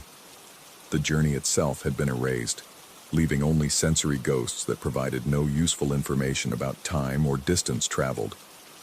The CB radio delivered another impossible transmission in my own voice, describing this very realization about memory loss. The voice sounded older, more weathered, speaking with the authority of someone who had experienced these events countless times before. It mentioned details that hadn't occurred to me yet. How the desert heat would eventually develop a sound like whispering voices, how the mile markers would begin displaying numbers in descending order that didn't correspond to any known highway system. As if summoned by the prediction, the desert began to whisper. The sound emerged gradually from the engine noise and road whisper, a subsonic murmur that seemed to emanate from the sand itself. The voices spoke in overlapping fragments that might have been prayers or warnings, delivered in accents that suggested vast distances and impossible time periods. Among the incomprehensible syllables, I occasionally detected familiar words: my name, my hometown, the license plate number of my truck. Mile marker 200 slid past, its surface now clearly displaying symbols that belonged to no terrestrial numbering system. The characters resembled a fusion of ancient cuneiform and mathematical equations, carved deep into metal that showed no signs of weathering despite the desert's relentless winds. My watch had stopped entirely, its hands frozen at 2:47 p.m. The digital clock on the dashboard showed the same time, though I could swear I had been driving for several additional hours since first noticing the speedometer malfunction. Time itself seemed to be dissolving around me, leaving only the eternal present moment of the truck moving forward, while all measurements of progress ceased to function. The logbook entries continued to multiply without my conscious participation. New handwriting appeared on previously blank pages, documenting experiences I couldn't remember having. These entries described encounters with other drivers who claimed to be traveling the same impossible highway, individuals who spoke of losing days, weeks, even years to the unmeasured miles.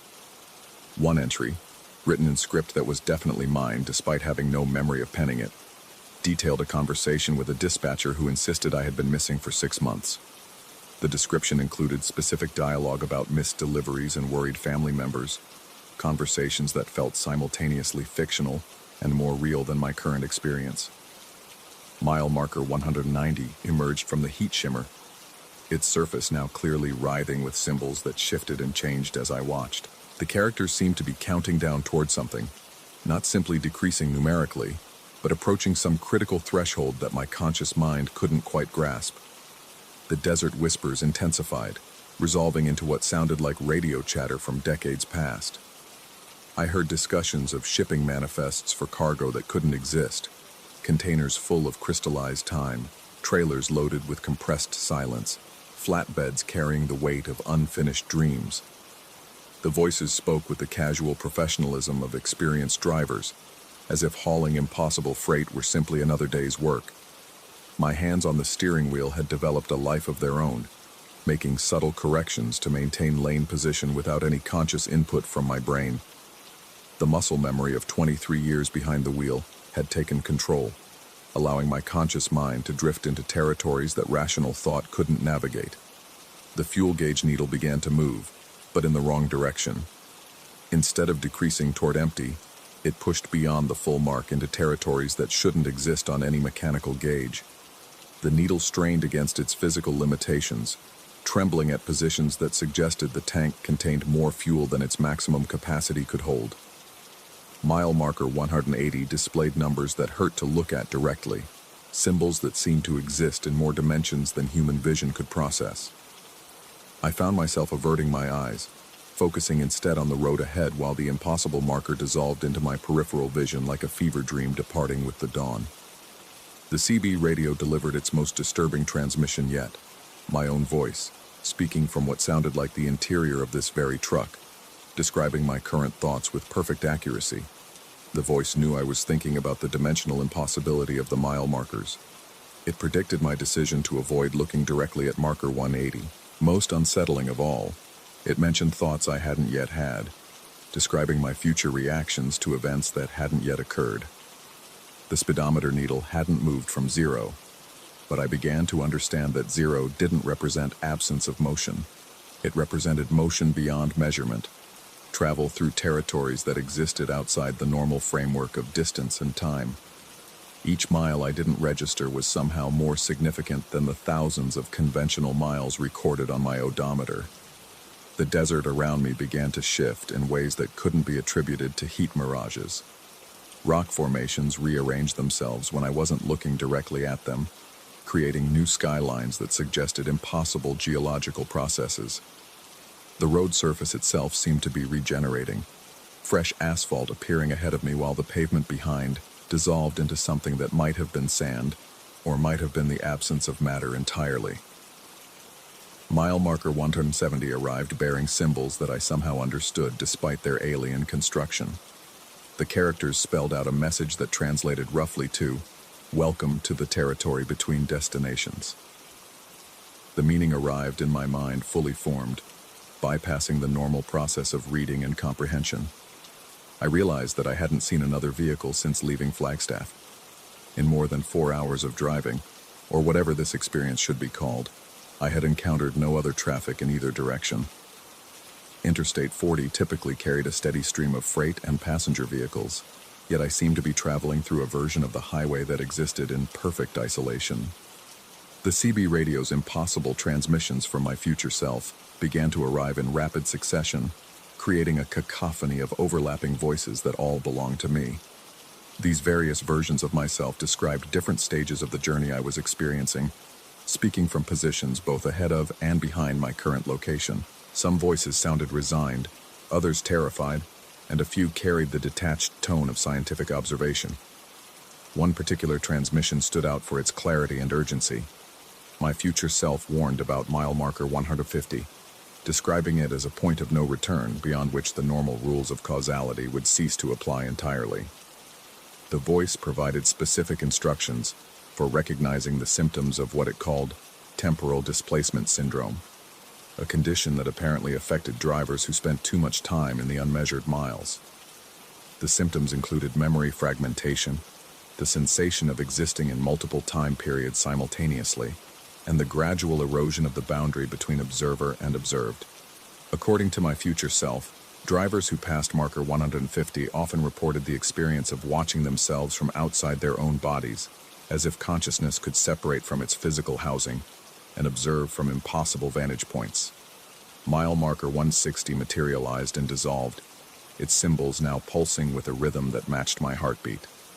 The synchronization felt deeply wrong, as if the marker were somehow connected to my cardiovascular system in ways that violated the basic principles of biology and physics. The desert whispers evolved into something resembling conversation, though the words remained largely incomprehensible. The voices seemed to be discussing my progress, offering opinions about my suitability for whatever process I had unknowingly joined. Some voices expressed satisfaction with my performance, while others suggested I wasn't adapting quickly enough to the altered conditions. My watch had begun running backward, its hands moving counterclockwise at a rate that suggested time itself was reversing in my immediate vicinity. The digital dashboard clock continued to show 2:47 p.m., creating a temporal paradox that made my head throb with the effort of processing contradictory information. The logbook pages now filled themselves faster than I could read, documenting experiences from perspectives I hadn't yet achieved. One entry, apparently written from marker 140, described the sensation of existing as a point of consciousness, moving through landscapes that existed only in potential. Another, from marker 120, detailed the gradual realization that the truck and highway were both metaphors for something far more fundamental. Mile marker 150 appeared ahead, its surface covered with symbols that seemed to be moving independently of the marker itself. The characters flowed like liquid metal across the reflective surface, forming patterns that suggested mathematical equations describing the relationship between consciousness and physical reality. As I approached the threshold my future self had warned about, I felt the familiar sensation of the truck's motion, despite the speedometer's continued insistence that I wasn't moving at all. But something had changed in the quality of that motion. Instead of simply failing to register distance, I was beginning to suspect that distance itself was failing to exist in any meaningful sense. The CB radio fell silent for the first time since the experience began, creating an absence of sound that felt more oppressive than the most chaotic static. In that silence, I could hear my own breathing, the whisper of air through the ventilation system, and something else. A sound like pages turning in a book written in a language that didn't exist. Mile marker 150 passed by my window, its impossible symbols burning themselves into my retinas with the intensity of staring directly into the sun. The moment of passage felt like crossing a line drawn in sand by forces that existed beyond human comprehension. Beyond that threshold, the real journey began.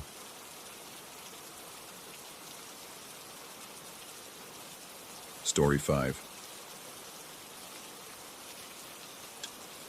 The fluorescent lights hummed overhead like angry wasps trapped in glass coffins, casting their sickly pallor across the convention center's endless corridors. I'd been working security at anime conventions for 3 years, but something felt different about this one from the moment I clocked in. The air itself seemed heavier, pressing against my chest with each breath, and the familiar sounds of excited fans seemed muffled, as if filtering through thick glass. My radio crackled with the usual chatter, reports of lost badges, complaints about line cutters, someone in an elaborate mech costume stuck in a doorway. Standard weekend warrior stuff. I adjusted my position near the main entrance to Hall C, watching the steady stream of cosplayers flow past like a river of synthetic wigs and elaborate armor. The convention center's maze-like layout always made me feel like I was trapped in some bureaucratic nightmare. But tonight the sensation was more pronounced. Every turn seemed to lead to another identical hallway. Every door looked the same as the last. That's when I first saw him. He stood apart from the crowd, not because of his costume. He wore simple black jeans and a dark hoodie, but because of how he moved. While everyone else pushed and shuffled through the narrow passages, he glided between them with an unsettling fluidity, as if the very air parted to accommodate his passage. His badge caught the harsh light as he walked, and something about it nagged at me, though I couldn't quite place what. I watched him approach a set of double doors marked "Staff Only, Authorized Personnel." The doors were locked. I'd checked them myself during my rounds. Convention centers were notorious for their labyrinthine security protocols, and these particular doors led to restricted areas housing electrical equipment and storage. As he neared them, I started to move forward, ready to intercept. But then something impossible happened. The doors simply opened, not with the mechanical click of an electronic lock or the sharp turn of a key. They swung inward with the whispered sigh of well-oiled hinges, as if welcoming an old friend home. The man in the hoodie stepped through without pause, never reaching for a handle, never presenting a key card. The doors closed behind him with that same eerily silent motion. I stood frozen for a moment, my radio feeling suddenly heavy in my hand. Convention centers had their quirks, doors that stuck, locks that malfunctioned, electrical systems with minds of their own. But I'd never seen anything quite like that. The rational part of my mind offered explanations. Motion sensors, remote access, some new technology I wasn't aware of. But rationality felt thin and inadequate under those buzzing lights. My feet carried me toward the doors almost without conscious decision. I tested the handle, locked solid. The electronic keypad blinked its red eye at me, unforgiving and absolute. I pressed my ear to the cool metal surface, listening for footsteps or voices from the other side, but heard only the building's mechanical breathing, air conditioning units, electrical hums, the distant throb of bass from the main event hall. The next hour passed in a haze of routine tasks and growing unease. I checked credentials, directed lost attendees, and filed reports, but my attention kept drifting to that moment at the doors. Each time I replayed it in my mind, it seemed less real, more like something I might have imagined. The human brain was notoriously unreliable, especially under stress, and convention work could be exhausting. Maybe the doors had been propped open and I simply hadn't noticed. Maybe security had updated protocols without informing all staff. Maybe I needed more coffee. But then I saw him again. This time he emerged from a service corridor that should have been sealed off for maintenance. The yellow caution tape that had been stretched across the entrance lay crumpled on the floor like shed skin. He moved past me with that same fluid grace, and I got my first clear look at his convention badge. The logo was wrong. Not completely wrong. It was still the familiar anime convention branding, the stylized characters and bold typography I'd seen thousands of times. But the colors were slightly off, the fonts subtly different, and the date made my stomach drop. It read exactly 1 year ago. Not this year's event, but last year's. Last year's convention that had been canceled. The memories came flooding back in uncomfortable waves. The sudden announcement 3 days before the scheduled event. The vague explanations about structural concerns and safety protocols. Disappointed fans had taken to social media, demanding explanations that never came. The convention center had remained tight-lipped about the specific issues, citing ongoing investigations and liability concerns. Rumors had circulated, problems with the building's foundation, concerns about electrical systems, even wilder theories about contamination or security threats. But nothing had ever been confirmed. I quickened my pace, following the man in the hoodie as he navigated the corridors with unnerving familiarity. He never hesitated at intersections, never checked signs or maps, moving through the convention center's maze as if he'd walked these paths 1,000 times before. My radio remained silent on my belt. I should have called for backup, should have reported the security breach, but something held me back. The situation felt too surreal for standard protocol, too strange for the neat categories of incident reports. He led me deeper into the convention center's bowels, past areas I rarely patrolled, through service corridors and maintenance passages that smelled of industrial cleaning supplies and decades of accumulated dust. The fluorescent lighting became more sporadic here, leaving pools of shadow between islands of harsh illumination. My footsteps echoed despite my efforts at stealth, the sound seeming to multiply and distort in the narrow spaces. The man stopped at another locked door, this one leading to what I knew was an abandoned section of the building.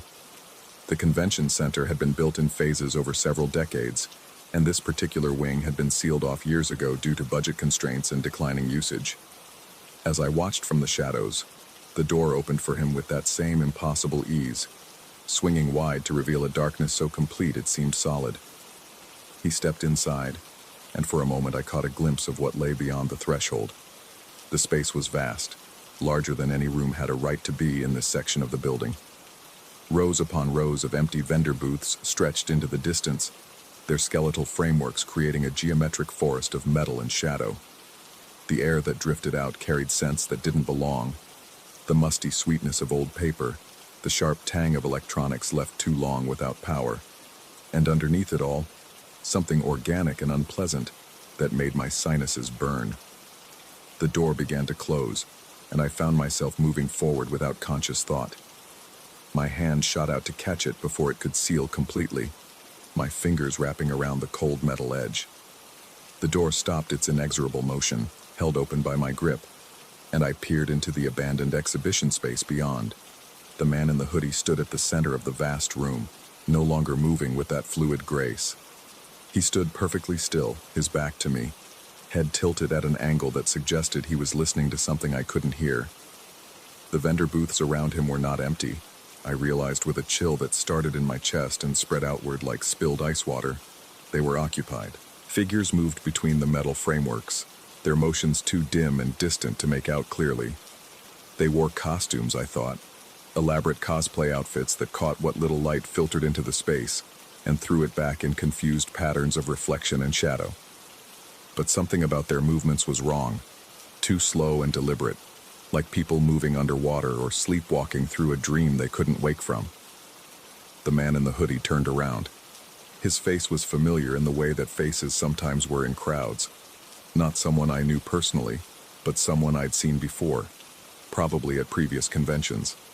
But his expression was empty, his eyes reflecting the distant light with an intensity that seemed almost predatory.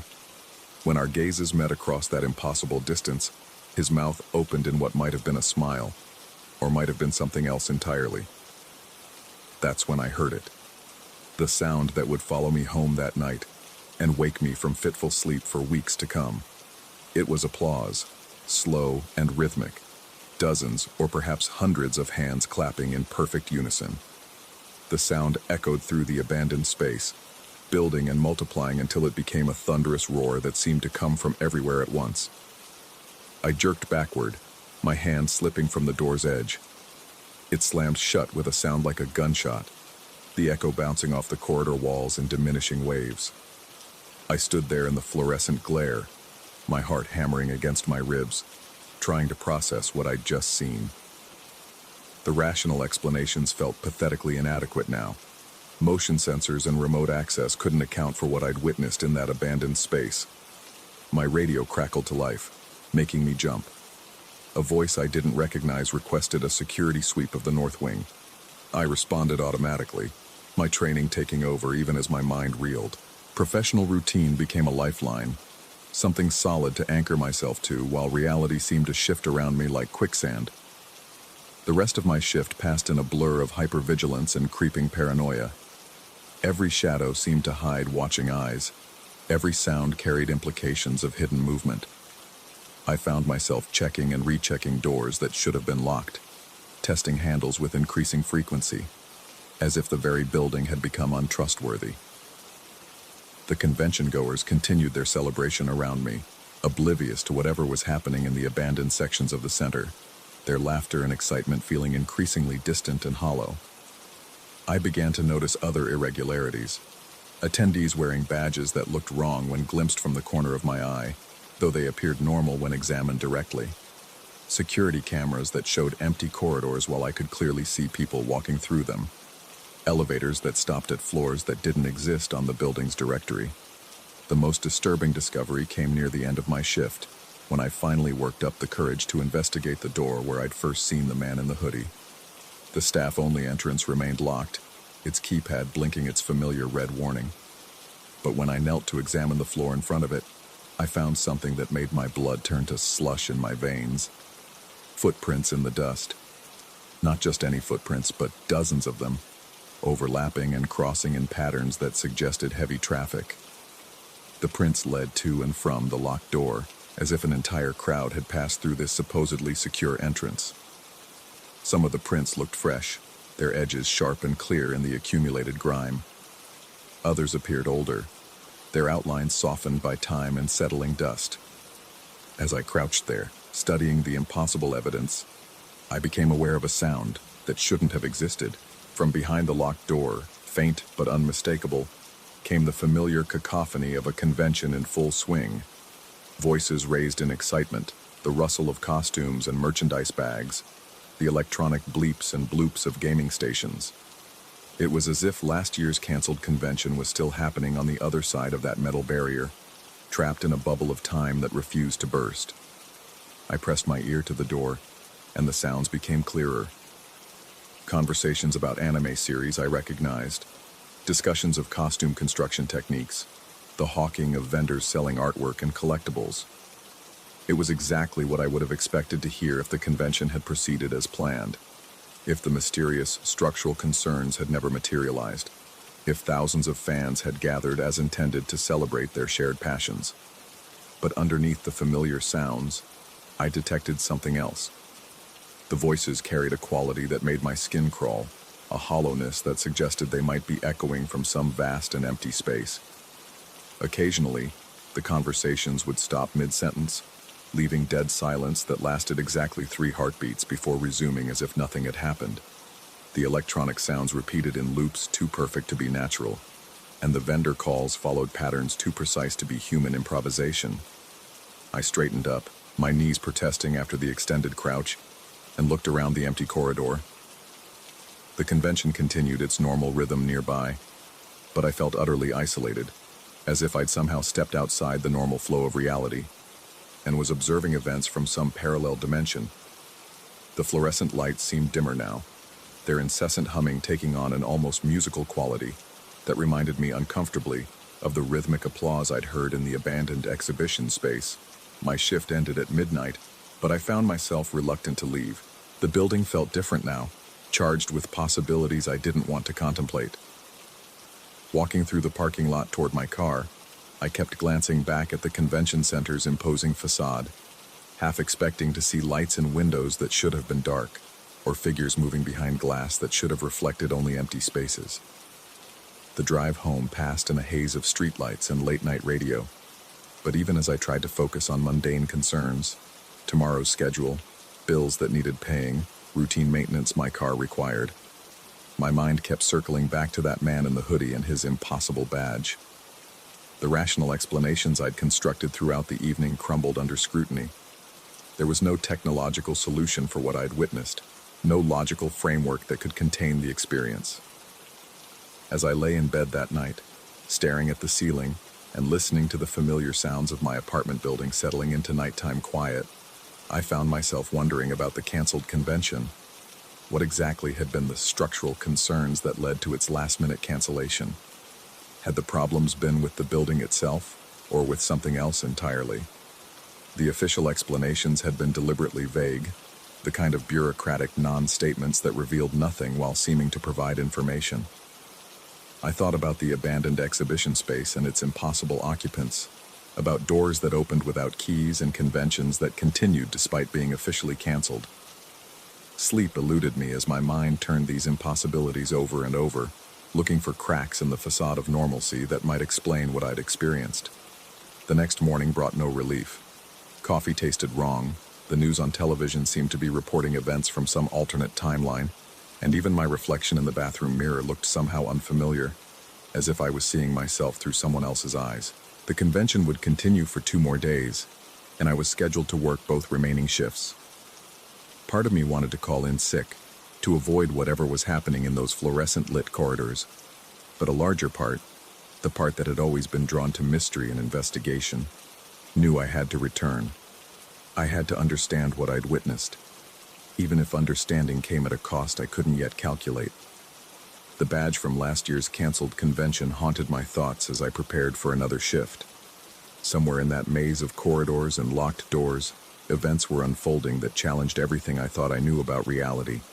And whether those events were supernatural, psychological, or something else entirely, I was now part of them.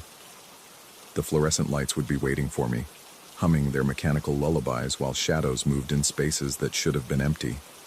The man in the hoodie would continue his impossible journeys through locked doors and abandoned spaces, carrying his anachronistic badge like a key to secrets I wasn't sure I wanted to unlock. But I would return. Because some questions demand answers, even when those answers threaten to remake the world in ways we never imagined possible. The convention center held its secrets close, but I had begun to suspect that the real question wasn't what was happening in those abandoned spaces. The real question was whether I was still sane enough to understand the answer. Story 6. The phone was still warm when I picked it up from the back seat, its black screen reflecting the neon glow of the gas station where I'd stopped to clean my car. Another ride completed, another 5-star rating hopefully coming my way. The passenger had been pleasant enough.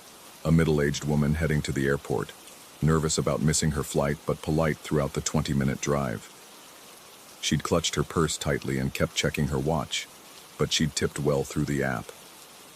Now her phone sat in my palm like a digital anchor, its weight somehow heavier than it should have been. The responsible thing was obvious. Drive back to the airport, find her at the departure gate, return what she'd forgotten. It would cost me gas and time, but it was the right thing to do. The kind of gesture that separated decent drivers from the ones who'd shrug and drop forgotten items at the local precinct 3 days later.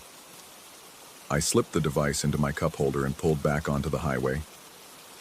The October evening had settled into that peculiar twilight that made everything look slightly unreal, when the sky hung like purple velvet between day and night. Traffic was light. Most commuters had already made it home, leaving the roads to night shift workers and people like me, chasing surge prices and 5-star ratings. The red sedan first appeared in my rear-view mirror at the Maple Street light. Nothing unusual about it initially, just another car waiting for green. But something about its positioning caught my attention. It sat perfectly centered in the lane behind me, maintaining an exact distance that seemed almost measured. The headlights created 2 perfect circles of light that never wavered, never moved closer or farther away. When the light changed, I accelerated normally, keeping one eye on the mirror. The red car followed at the same precise distance, not tailgating, not hanging back. Just there, like a crimson shadow attached to my bumper by an invisible string. At the next intersection, I needed to turn left toward the airport. As I waited in the turning lane, I watched the red sedan pull up behind me again. Same distance, same position. The headlights in my mirror were so steady they looked painted there. That's when I noticed something that made my scalp prickle. The reflection of the car's interior in my rear-view mirror showed an empty passenger compartment. No driver behind the wheel. Just an empty seat and what looked like a phone sitting on the dashboard, its screen glowing with an incoming call. I blinked hard and looked again. The headlights were still there, bright and steady, but the reflection showed nothing but vacant upholstery. My heart started beating faster, that peculiar rhythm that comes when your brain can't process what your eyes are reporting. The light turned green.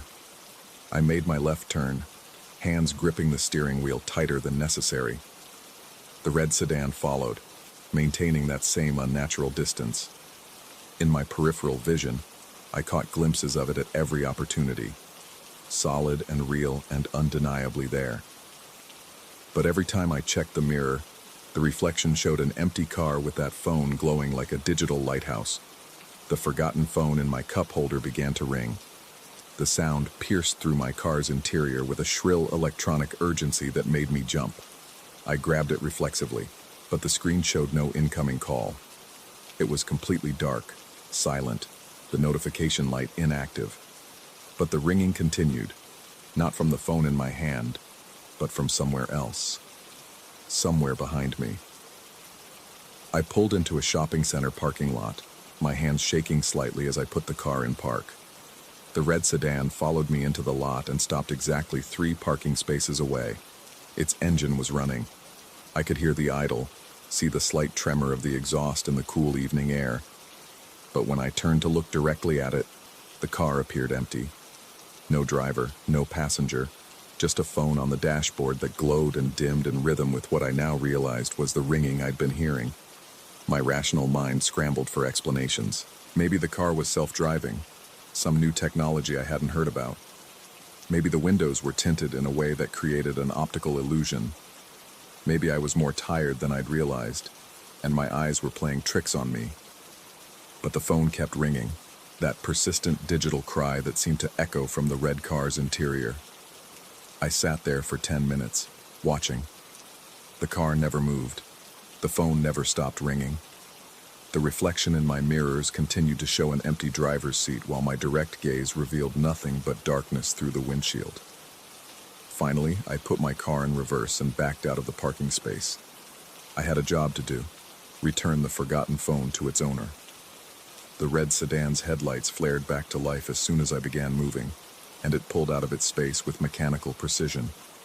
The drive to the airport became an exercise in controlled terror. At every red light, the sedan appeared behind me. At every turn, it followed. The phone continued its endless ringing, though the device in my cup holder remained completely silent. I tried turning up my radio to drown out the sound, but the electronic crying seemed to come from inside my skull now, reverberating through my bones.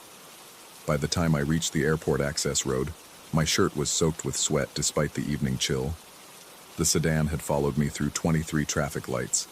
I'd counted each one, watching in my mirror as it appeared and reappeared like some kind of automotive ghost. Each time, the reflection showed that empty interior with its glowing phone. Each time, the ringing grew slightly louder. I parked in the short-term lot and sat for a moment, trying to steady my breathing. The red sedan had vanished somewhere between the toll booth and the parking garage, simply disappearing without any indication of where it had gone. The ringing had stopped too, leaving behind a silence that felt somehow more ominous than the sound had been. The airport's fluorescent lighting felt harsh and artificial after the intimate darkness of my car. I walked through the automatic doors carrying the forgotten phone, its weight still inexplicably heavy in my hand. The departures board showed flights to dozens of cities, but I realized I didn't even know where my passenger had been traveling. She'd just said the airport when she'd climbed into my back seat. I approached the lost and found counter, explained the situation to a bored-looking attendant who barely looked up from her computer screen. She took the phone with practiced indifference, asked me to fill out a form describing when and where I'd found it. Standard procedure, she explained. The owner would be contacted if they called the airport. Walking back to my car, I felt lighter somehow. I'd done the right thing, completed the good deed that had started this strange evening. The phone was no longer my responsibility. Whatever bizarre coincidence had led to the red sedan following me was over. Probably just some lost driver who'd been using the same route to the airport, taking the same turns by chance. But as I reached my car, I heard it again. The ringing. Distant but unmistakable, echoing across the parking garage's concrete levels. I turned around, scanning the rows of parked vehicles, and there it was. 3 levels up, visible through the garage's open sides, sat the red sedan. Even from this distance, I could see the glow of its interior phone, pulsing like a mechanical heartbeat. I drove home with obsessive attention to my mirrors, taking random turns and doubling back through neighborhoods I knew well. The sedan never reappeared, but the ringing followed me anyway. It seemed to come from my own phone now, though the device remained silent when I checked it. The sound was subtle, easy to mistake for imagination, but persistent enough that I found myself holding my breath to listen for it. At home, I sat in my driveway for 20 minutes before going inside. My small rental house looked exactly as I'd left it that morning, but everything felt slightly off. The angles of the shadows seemed wrong. The familiar sounds of my neighborhood, dogs barking, television murmur from next door, the distant hum of highway traffic, all seemed muffled, as if filtered through water. I made dinner, but couldn't eat more than a few bites. Every time I looked out my kitchen window, I half expected to see those steady headlights waiting in the street. The ringing had stopped, but its absence felt more unsettling than its presence had been, like waiting for the other shoe to drop. That night, I dreamed of empty cars driving themselves through endless intersections, their phones ringing in perfect synchronization, while their mirrors reflected nothing but void. I woke up twice, both times certain I could hear the electronic crying echoing through my house. But my phone was silent, charging on the nightstand with its screen, dark and peaceful. The next morning brought no relief. The memory of the previous evening felt both incredibly vivid and impossibly distant. like something that had happened to someone else but had been described to me in perfect detail. I considered calling in sick, staying home where I could control my environment, but I needed the money. Rent was due in a week, and my bank account couldn't afford a day of lost fares. I started my shift early, picking up a businessman heading to a breakfast meeting downtown. He chatted pleasantly about the weather and the traffic, normal conversation that should have grounded me back in reality. But as we stopped at the first red light, I found myself checking the rearview mirror with the kind of nervous compulsion usually reserved for checking if you'd left the stove on. No red sedan, just normal morning traffic, commuters in their routine rush, delivery trucks, a school bus in the distance. I felt my shoulders relax slightly. Whatever had happened the night before was over, finished. A strange coincidence that had gotten blown out of proportion by stress and late-night driving. Then my passenger's phone rang. The businessman answered it normally, had a brief conversation about rescheduling something, hung up without incident. But the sound of that ring, electronic, insistent, familiar, made my hands tighten on the steering wheel. It was the same tone I'd been hearing the night before. Exactly the same. I completed the ride without incident, dropped the passenger at his office building, accepted his 5-star rating and modest tip. But as I pulled away from the curb, I caught a glimpse of red in my mirror. Just a flash. There and gone so quickly I couldn't be sure I'd seen anything at all. The rest of the morning passed normally. 3 more rides, all routine.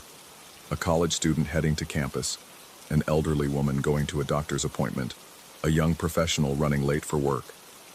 Normal people living normal lives, completely unaware that their driver was struggling to maintain his grip on what felt increasingly like a reality that had shifted slightly off its axis. But at every red light, I found myself checking the mirror. And more often than not, there was a hint of red somewhere in the peripheral vision of the reflection. Never quite visible when I looked directly, never clearly defined, but present enough that I began to feel like I was being watched by something that existed only in mirrors. The elderly woman's phone rang during our ride. Same tone, same electronic insistence. She fumbled with it briefly, declined the call with an apologetic smile, mentioned something about telemarketers. But I heard the echo of that ringing long after she'd silenced the device, and when I checked my mirror at the next light, the reflection showed a red car with an empty driver's seat and a glowing phone on its dashboard. By afternoon, I was jumping at every electronic sound. Door chimes in stores, notification alerts from other passengers' devices, even the beeping of the crosswalk signals. Everything sounded like that persistent ringing. And the red sedan was everywhere and nowhere, visible only in reflected glimpses, never quite there when I turned to look directly. I picked up my last passenger of the day at a coffee shop downtown, a woman in her 30s heading to a bookstore across town.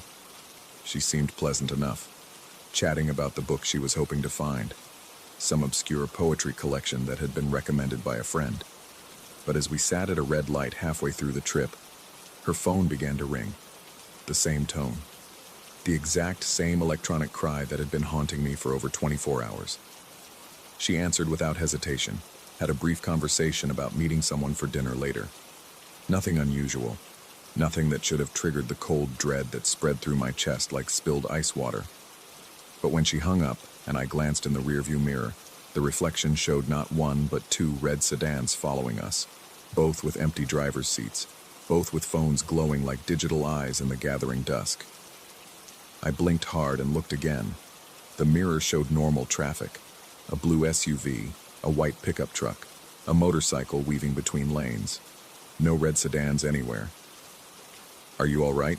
my passenger asked, and I realized I'd been gripping the steering wheel so tightly that my knuckles had gone white. I forced myself to relax, managed what I hoped was a reassuring smile. Told her I was fine, just tired from a long day. She seemed to accept this explanation, went back to looking out her window at the city passing by. But every time her phone buzzed with a text message, every time we stopped at a red light, every time I checked my mirrors, the sensation grew stronger. The feeling that I was being followed by something that existed in the spaces between reality and reflection. something that communicated through ringing phones and manifested as empty cars driven by absence itself. I dropped the woman at the bookstore and sat in my car afterward, trying to make sense of what was happening to me. The rational explanations were obvious: stress, fatigue, too many long days and late nights driving strangers through a city that never quite felt like home. I'd been working 6 days a week for 3 months, picking up every ride I could to cover rent and bills and the constant small expenses that seemed to multiply like bacteria in a petri dish. Maybe I needed a break. Maybe I needed to see a doctor. Maybe I needed to admit that something was wrong with me, that the line between perception and reality had blurred in ways that weren't healthy. But as I sat there considering these possibilities, my own phone rang. I looked at the screen, expecting to see the ride app notification for another passenger pickup. Instead, the display showed only a phone number I didn't recognize, local area code but otherwise meaningless. I almost declined the call. I'd learned to be wary of unknown numbers, too many spam calls and wrong numbers that wasted time. But something about the ringtone stopped me. It was the same electronic cry I'd been hearing for 2 days, the same insistent digital voice that had followed me through mirrors and traffic lights and the spaces between sleeping and waking. I answered the call. Silence on the other end. Not dead air, but the kind of quiet that feels occupied, like someone was there, listening, waiting. I could hear something in the background, the distant sound of traffic, the hum of an engine, the steady rhythm of windshield wipers against glass. Then, very faintly, I heard my own voice, not words exactly, but the cadence of my speech, the rhythm of my breathing, the slight Midwestern accent I'd never quite shaken despite years of living in other places. It was like listening to an echo of myself from a great distance, distorted by space and time, but unmistakably me. I hung up immediately, hands shaking as I put the phone back in my cup holder. But even after I'd ended the call, I could still hear that distant echo of my own voice, continuing the conversation I'd just terminated. I drove home through side streets, avoiding the main arteries where traffic lights would force me to stop and check my mirrors. But at every intersection where I had to pause, even briefly, I caught glimpses of red in the reflected world. Sometimes multiple cars, sometimes just one, always with that same empty driver's seat and glowing phone.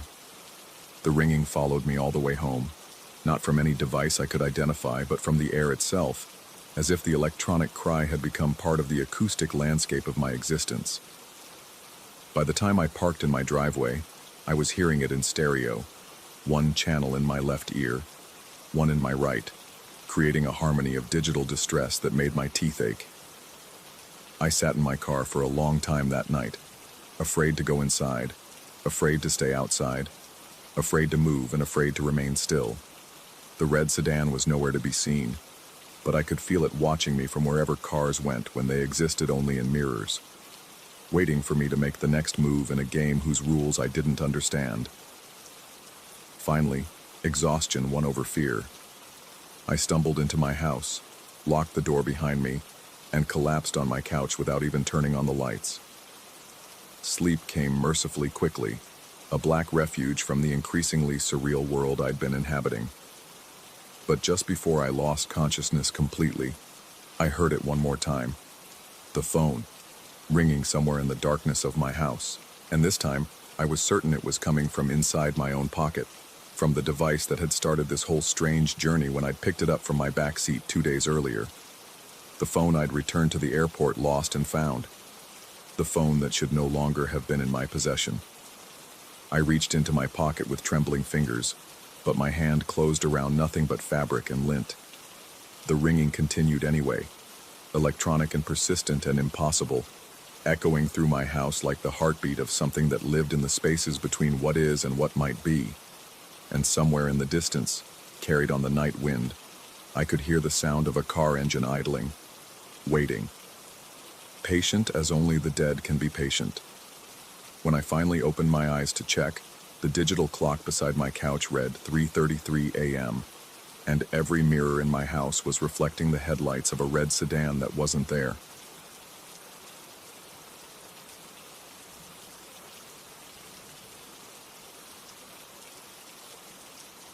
Story 7.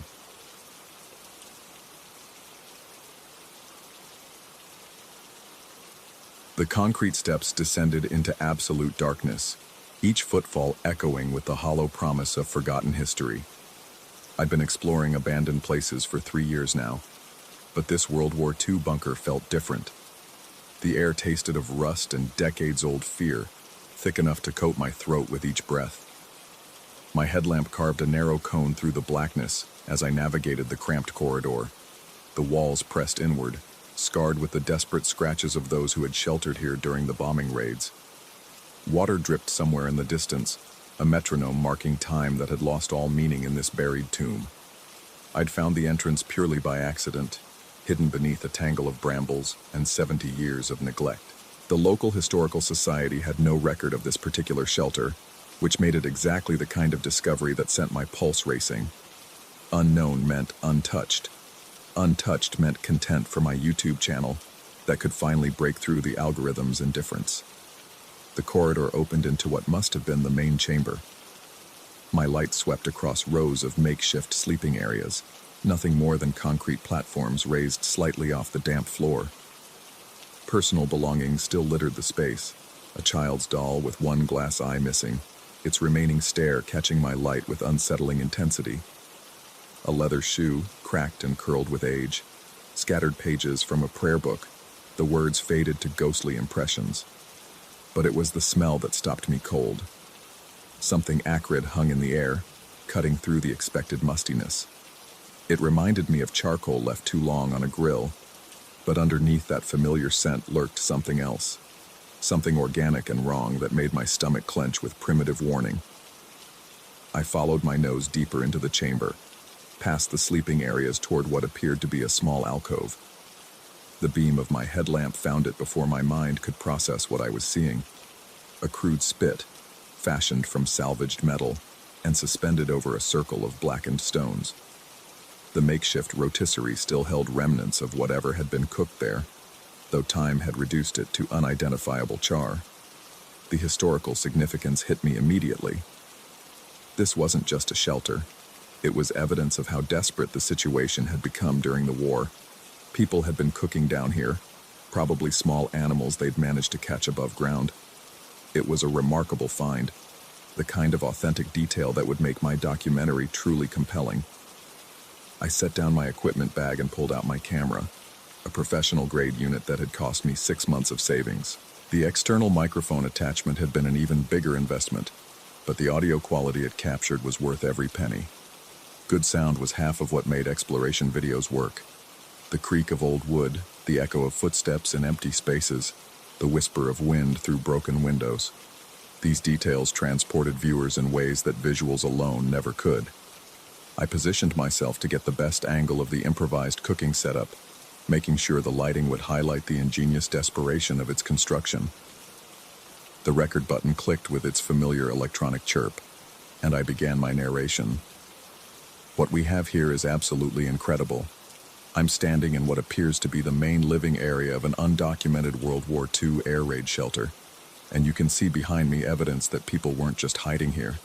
They were living here, possibly for extended periods. I gestured toward the spit, trying to keep my voice steady and professional, despite the growing unease that seemed to press against my chest like a physical weight. This improvised rotisserie tells a story of survival, of people making do with whatever materials they could find to feed themselves during what must have been terrifying circumstances. I moved closer to the device, adjusting my angle to capture its details. You can see how they've used what appears to be a length of rebar, probably salvaged from damaged buildings above, and positioned it over these stones that show clear evidence of repeated use for cooking fires. The words felt hollow as they left my mouth. Something about this place was making my professional enthusiasm feel forced, artificial. The darkness beyond my light seemed to pulse with a presence that my rational mind insisted couldn't be there. Yet my body responded to it with increasing tension in my shoulders and a persistent itch between my shoulder blades. I forced myself to continue recording, moving around the spit to get multiple angles. The sophistication of this setup suggests they were here for more than just single-night air raids. This was a semi-permanent living situation, which raises questions about the official records. Why isn't this shelter documented? How many people lived here? And for how long? As I spoke, I became aware of a sound underlying my voice. Something subtle that my ears couldn't quite isolate, but that registered as wrong. I paused my narration, listening intently. The dripping continued from somewhere deeper in the bunker, but there was something else. A rhythmic scraping, so faint I might have been imagining it. I resumed recording, but the sound nagged at my attention like a half-remembered song. Every few seconds I found myself straining to hear it more clearly, which meant my commentary became increasingly distracted. The construction here shows remarkable. I stopped again, turning my head slightly. The scraping seemed to be coming from behind me, but when I spun around, my light revealed only empty concrete and shadows that danced at the edges of illumination. Professional instincts told me to keep recording. Whatever was making me uneasy would probably feel ridiculous when I reviewed the footage later. The mind played tricks in places like this. It was part of what made exploration both thrilling